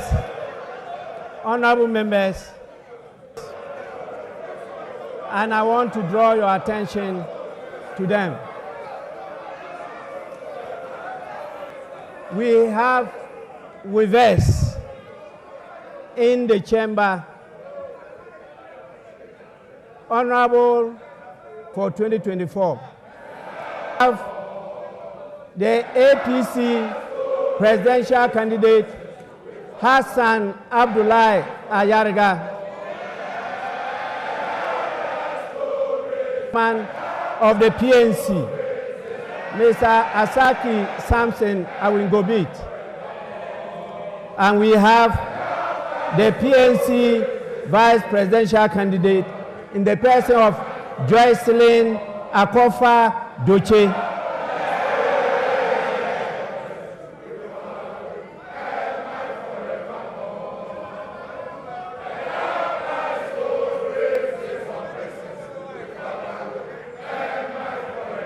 Honorable members, I now put the question.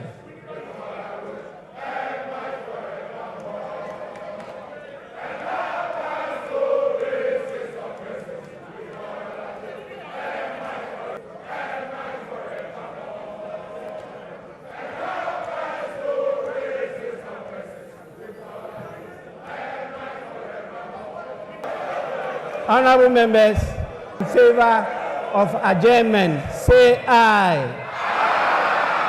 As many as against, say no. I think the ayes have it. Honorable members, the ayes have it. The motion is adopted at 10 o'clock in the forenoon.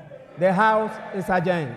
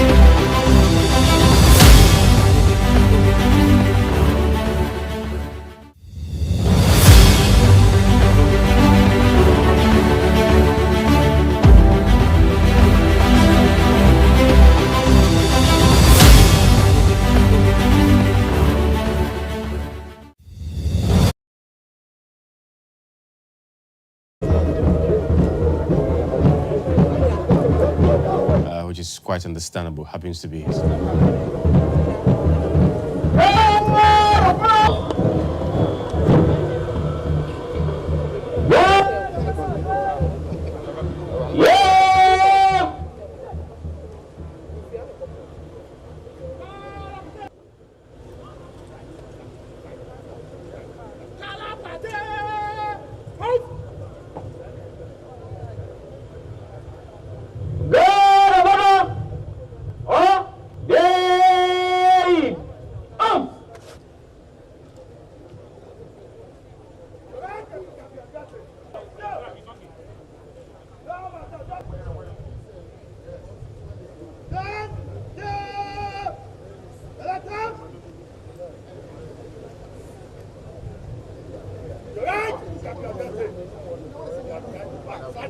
Follow. Go. Go. Down. Down. Up. Got it. Up. Up. Down.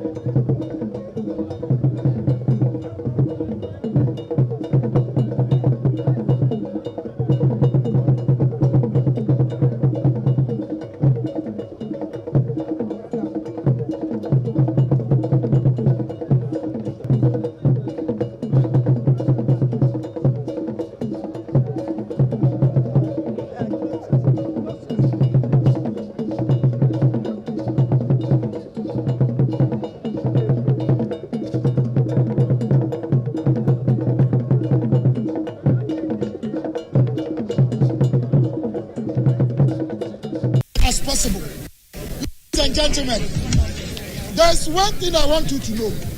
This is a lot of time will not allow me. One statement that he made that I was very much surprised was the fact that we had left billions of cedis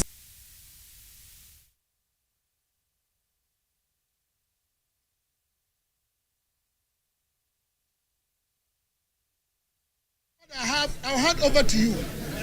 At the Defense Ministry, unprecedented achievements in the area of acquisition of equipment that has given us security as a country. He did not talk about it. Ladies and gentlemen, our president failed to talk about the fact that Agenda 111 is government is about continuity for an affordable house by Omanpanyi Kufuor project.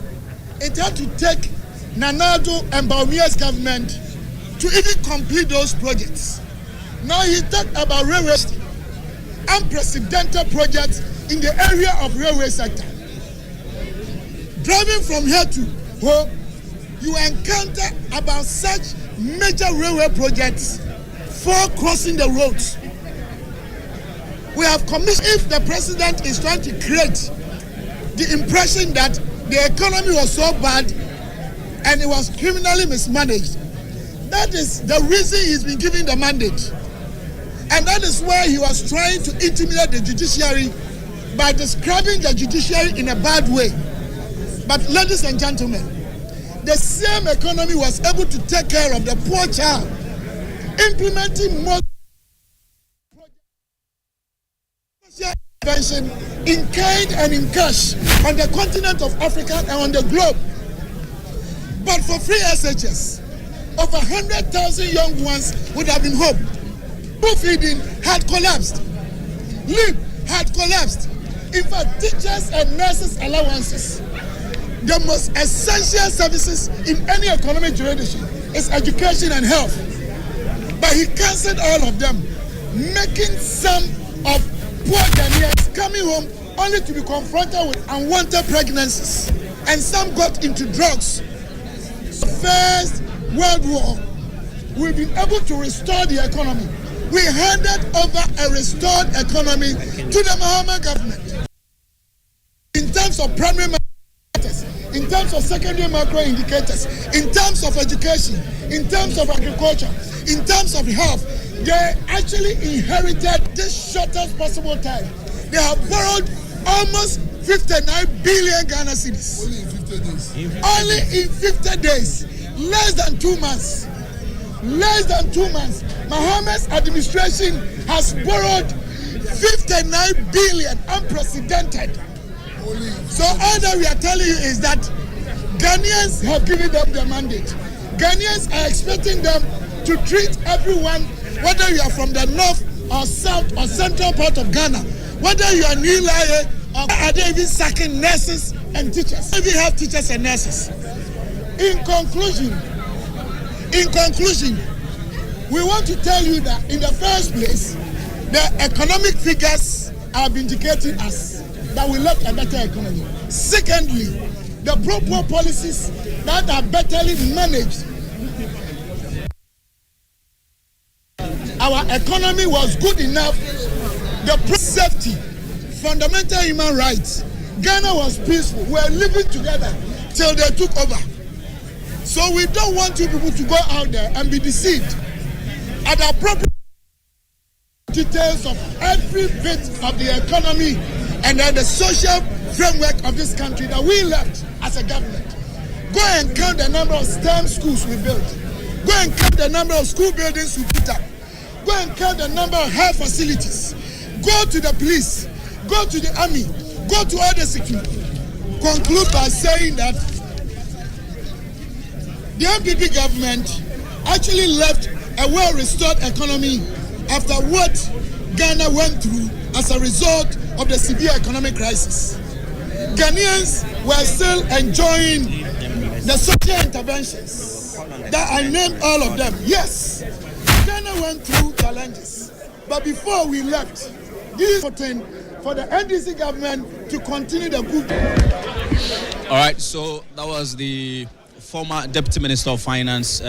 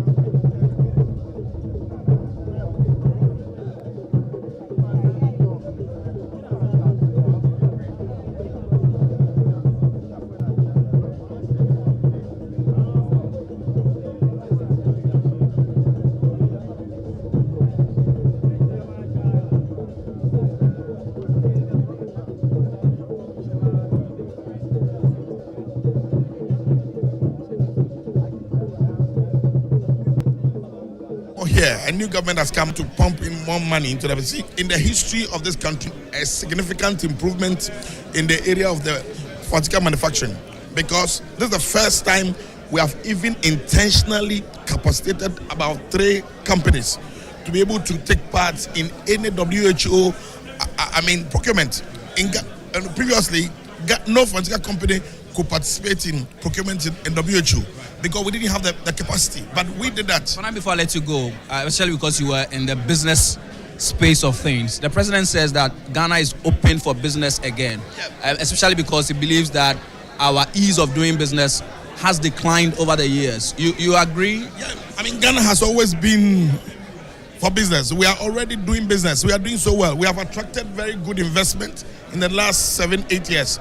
I've been in that forefront, so I know what I'm talking about. We have already always been in business. We have attracted very good investment, good foreign direct investments that hitherto were not. Live here in Parliament. Let's quickly speak to Dr. Afriye. Good afternoon to you, sir. So the president has been saying that after spending 400. I have to say that whenever you lose elections, you should give some goodwill to the government. And the president mixed up a few. All the staff, they sacked all of them. When was that? When they took over power. They sacked all those staff until they brought it up as a public issue. As I'm speaking to you, before then, contract operational as ready. But at Chelsea BBC, you go to a Chelsea hospital, they have all equipment state of the art because of staff problem. And the few who were there were sacked because they were going to be, the appointment was going to be terminated. They are back and they are starting on Monday. So you're talking about the contractors or the staff? I'm talking about the fact that the president said none is operational and the staff are sacked because we have won elections. All of you should leave. How would you expect to be operational? And that is what happened to a couple of them, including Achiase. Now, Achiase, by God's grace, is starting on Monday. It is his thinking that instead of spreading the money across country, you should have focused on a few. It is my thinking that he need not to have sacked nurses and health workers. Healthcare is continuum. So for the ones that are ready, post all of them there and employ new ones. The ones you can invite PPP. I agree with the president with PPP. I agree with the president with PPP, absolutely. But I disagree with all the, because he stated that none is operational. Big outcry. You've got them back. So they are going to. What will be your response to his fight against cholera and meningitis? Yeah, it's okay. The Ghana Health Service took leadership and the minister also took leadership. It's okay. But I am disappointed in one thing. In the manifesto of the NDC, they said they will uncap NDC. The president couldn't mention, look, if the chair is going to have about 11 billion this year. The president was so quiet, extremely quiet, and I am challenging the president. Why didn't your government uncap anything? That is why you voted for them, and therefore the president had to fix it. The president promised that he will uncap it, and that's why they voted for him. But when he came over, he couldn't say anything about it. And then also the Mahama Trust, it's a duplication. Look, the NHI is taking care of all childhood cancers. So if you go and put a trust to take care of cancers, the leading causes of cancers are taken care of. For women, cervical is taken care of, breast is taken care of. For men, prostate cancer, the technical committee has recommended it. So this year it will be him. For non-communicable diseases, all of them is being taken care of by the NHI. Minister for Environment, Science and Technology, Mr. Murtala Mohammed. All right, so we're still here in Parliament. We'll speak to Honorable Professor Bayo, who is a member of the NDC. Good afternoon. What is the strategy moving forward to ensure that those projects are continued, even though the president has said there's going to be some thinking into it? The president told the truth, nothing but the truth, that Agenda 111 were going to be completed. What has been presented, over 400 million paid, not a single one operational. You can. Parliament. He says that the Chancellor Hospital, Agenda 111 is operational. Are there patients receiving care? You should give us one that patients and doctors and nurses are working there and receiving care. There is not a single one. So, and there was no dedication to look at the percentage completion rate. those that are very close to completion, we have assessed and we know we need about 1.7. All options, as the president mentioned, PPP, partnership with the private sector, all of that will be encouraged because we know that addition of health infrastructure will be helpful to the nation. So it is important to complete them. But we will not follow this form of project management where there was no pre-planning, where you didn't have a pilot phase of any of them to try, where there was no prioritization to select, and you did everything at a go. That is one of the worst ways to implement any project. So His Excellency says he's going to assess it and then select the best so that we can choose and then work around it. So he's committed to completing them, but he's not going to do exactly what these people have done. Let's prioritize. Let's get the private sector in and let's try and complete them. That's what he wants to do. Thank you very much. We're still here in Parliament. Quickly, we'll speak to the Minister for Environment, Science and Technology, Honorable, the fight against Galamsey. I mean, I've seen you taking much interest as a minister in the fight against Galamsey. He said a lot about Galamsey. He mentioned the Blue Water Initiative as captured in the NDC's manifesto. When a water is lying down without any disturb, it appears to be blue if you use a satellite. Now, if you look at our water bodies, down Cobra, the Pra, and many other rivers across the country, they are having a shape and a color of milk. So we want to restore that. And now we are not only just stopping Galamsey, we're also ensuring that we restore our water bodies, reclaim the destroyed lands. And that is why the president also mentioned the tree planting. That is even 3 per every child. So the children will be given the responsibility to plant trees. You remember under the previous administration, Honorable Abu Jinapo and Co. sank hundreds of millions of Ghana cedis. And that is not what we're going to do. And again, the president also mentioned the e-vehicles and e-bikes. The e-vehicles, we have had proposals submitted to me at the Ministry of Environment, Science and Tech. And those proposals are proposals we're looking at, partnering with the private, organizations to have vehicles that run on electricity so that you charge the vehicle, you don't need fuel. And I have seen one vehicle which was brought to the ministry that it is. So what it means is that if you charge it from Accra, you can drive it to Kumasi and then you would need to recharge. So the president's indicated they are going to have the charging system dotted around the country. And then we look at how we can give tax incentives to those who bring in those vehicles and possibly assemble some of them here. Once we do that, there won't be so much pressure or demand for fuel usage. And I think for me, that is refreshing. The e-bikes, President mentioned the Okada. We are going to regulate it and make it formal such that people who are engaged in it will take into consideration security, safety and those. And I have seen, in fact, I went to Iran and I saw something like that. Many countries in China, I have seen e-vehicles, in fact, buses that run on batteries, so that it just has to do with his fight for against corruption. His commitment to fighting corruption is unyielding, and I think that this particular SONA was by far the best. But you see, our friends, they are not playing the ball. Instead, they are playing the man. They haven't been able to challenge one single statement the president made to be untrue. The fight against Galamsey, is it my understanding that for now the target is on forest reserves and then a full-scale strategy will be deployed? We are fighting Galamsey entirely. That is illegal mining. So we are, in fact, we have started the processes and some of them are run. We've confiscated some excavators. What we are doing is that there is one team fighting Galamsey, but there is another team ensuring that it is not repeated. The people who are engaged in it, some of them find comfort by saying that they don't have jobs. So deepening the stakeholder engagement. Because mind you, without stakeholder engagement, you cannot do that. Chiefs are involved, traditional leaders are involved, youth groups are involved, religious leaders are involved, and that is precisely what we are doing in this fight. So we are fighting it. We are restoring the water bodies. We are reclaiming the destroyed lands. We are also looking at alternative livelihood for the communities that are affected in the area of agriculture, in the area of entrepreneurship. So our water bodies are blue. Still, the destroyed lands are reclaimed, and we have started. In fact, let me also tell you, I signed repeal the LI 2464, which permits people to mine in forest reserve areas. We are repealing it, and we are going through by the commitment of His Excellency the President. There can't be any justification in some of the activities that people are engaged in. What will happen to the trucks seized, the excavators? Well, we will take a decision And if you ask me, my personal position is that we could add them in the vehicles, that is the excavators and bulldozers that were procured in the name of DRIP. The president is assembling them so that they could use them for the purposes of maintaining certain roads within the districts and communities. So if he sees my initial proposal will be that, but that decision is that of His Excellency the President to take. Thank you very much. Honorable Murtala Mohammed is the Minister for Environment, Science and Technology. Quickly, we'll speak to Madam Patricia PJ. She is the Deputy Minority Leader.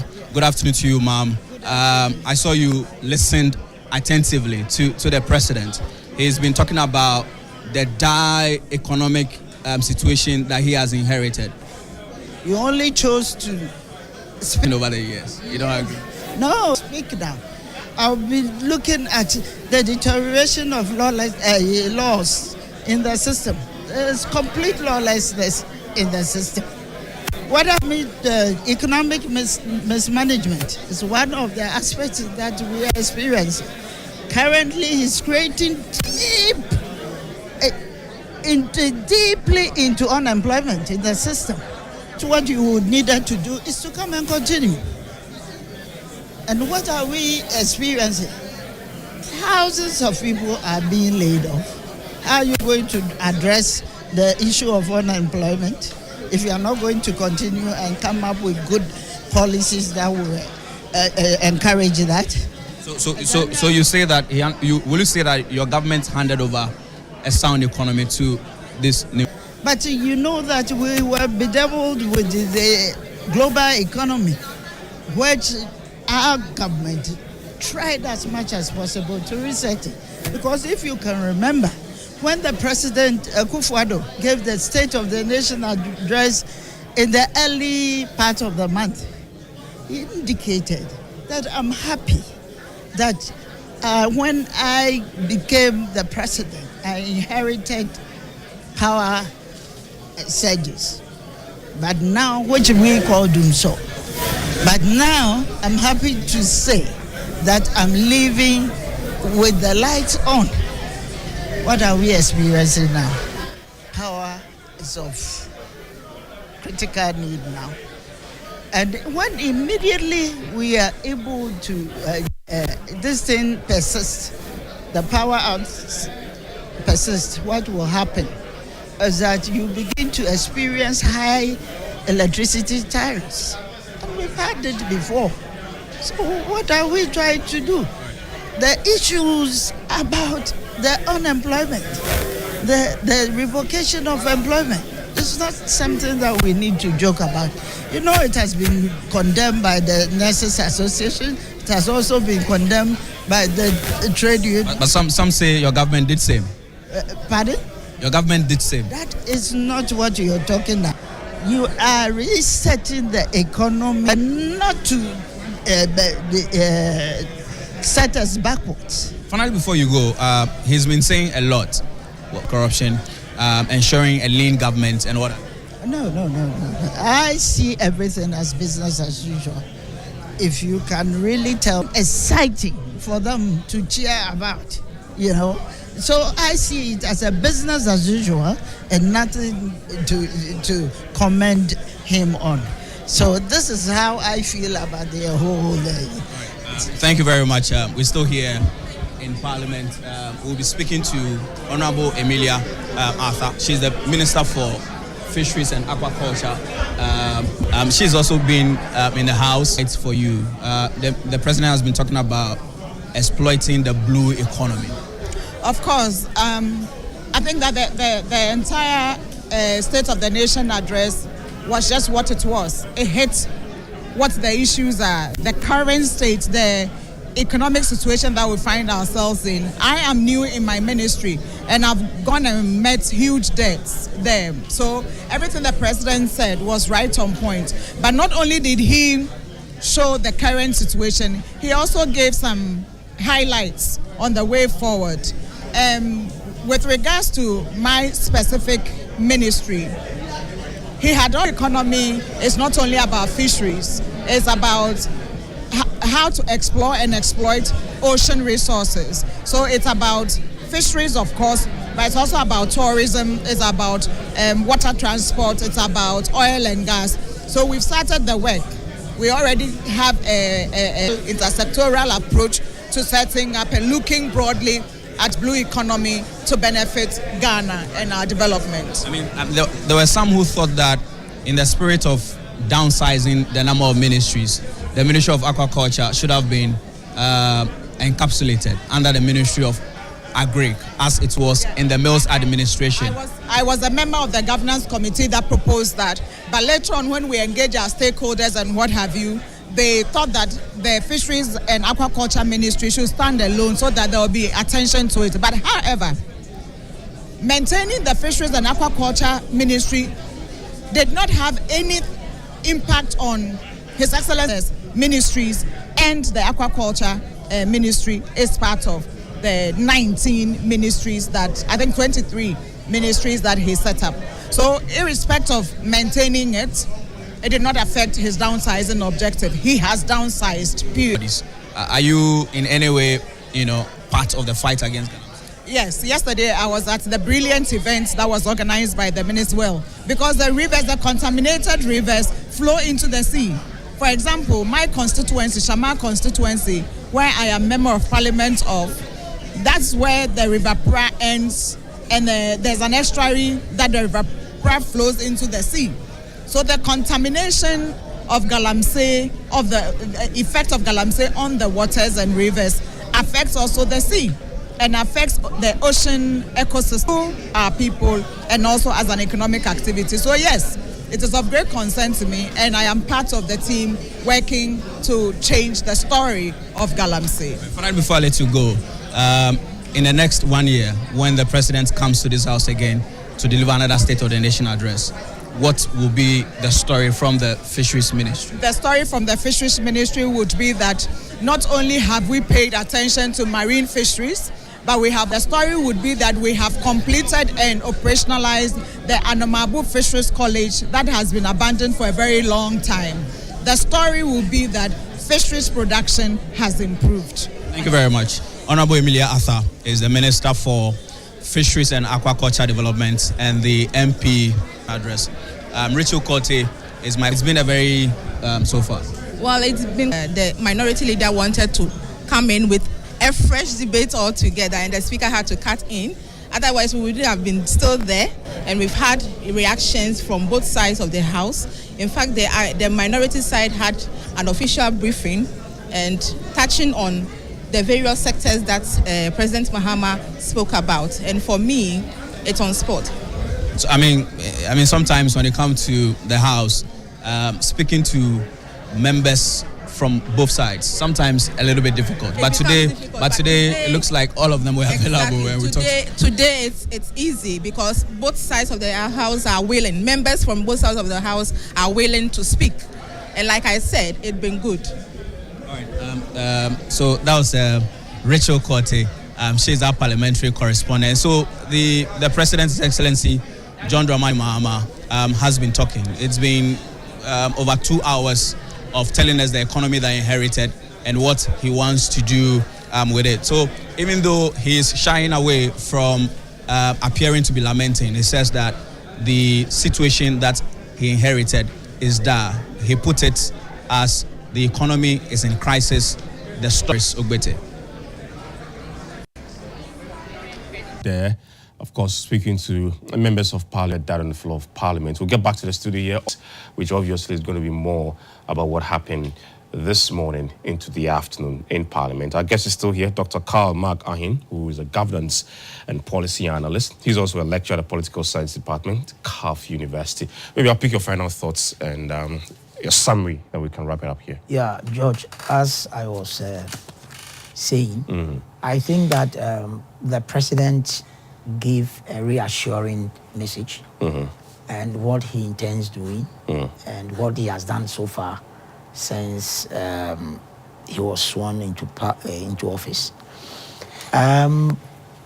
We have listened to all. We are going to monitor how the anti-corruption fight, the economic forum that comes off on the 3rd and 4th of match.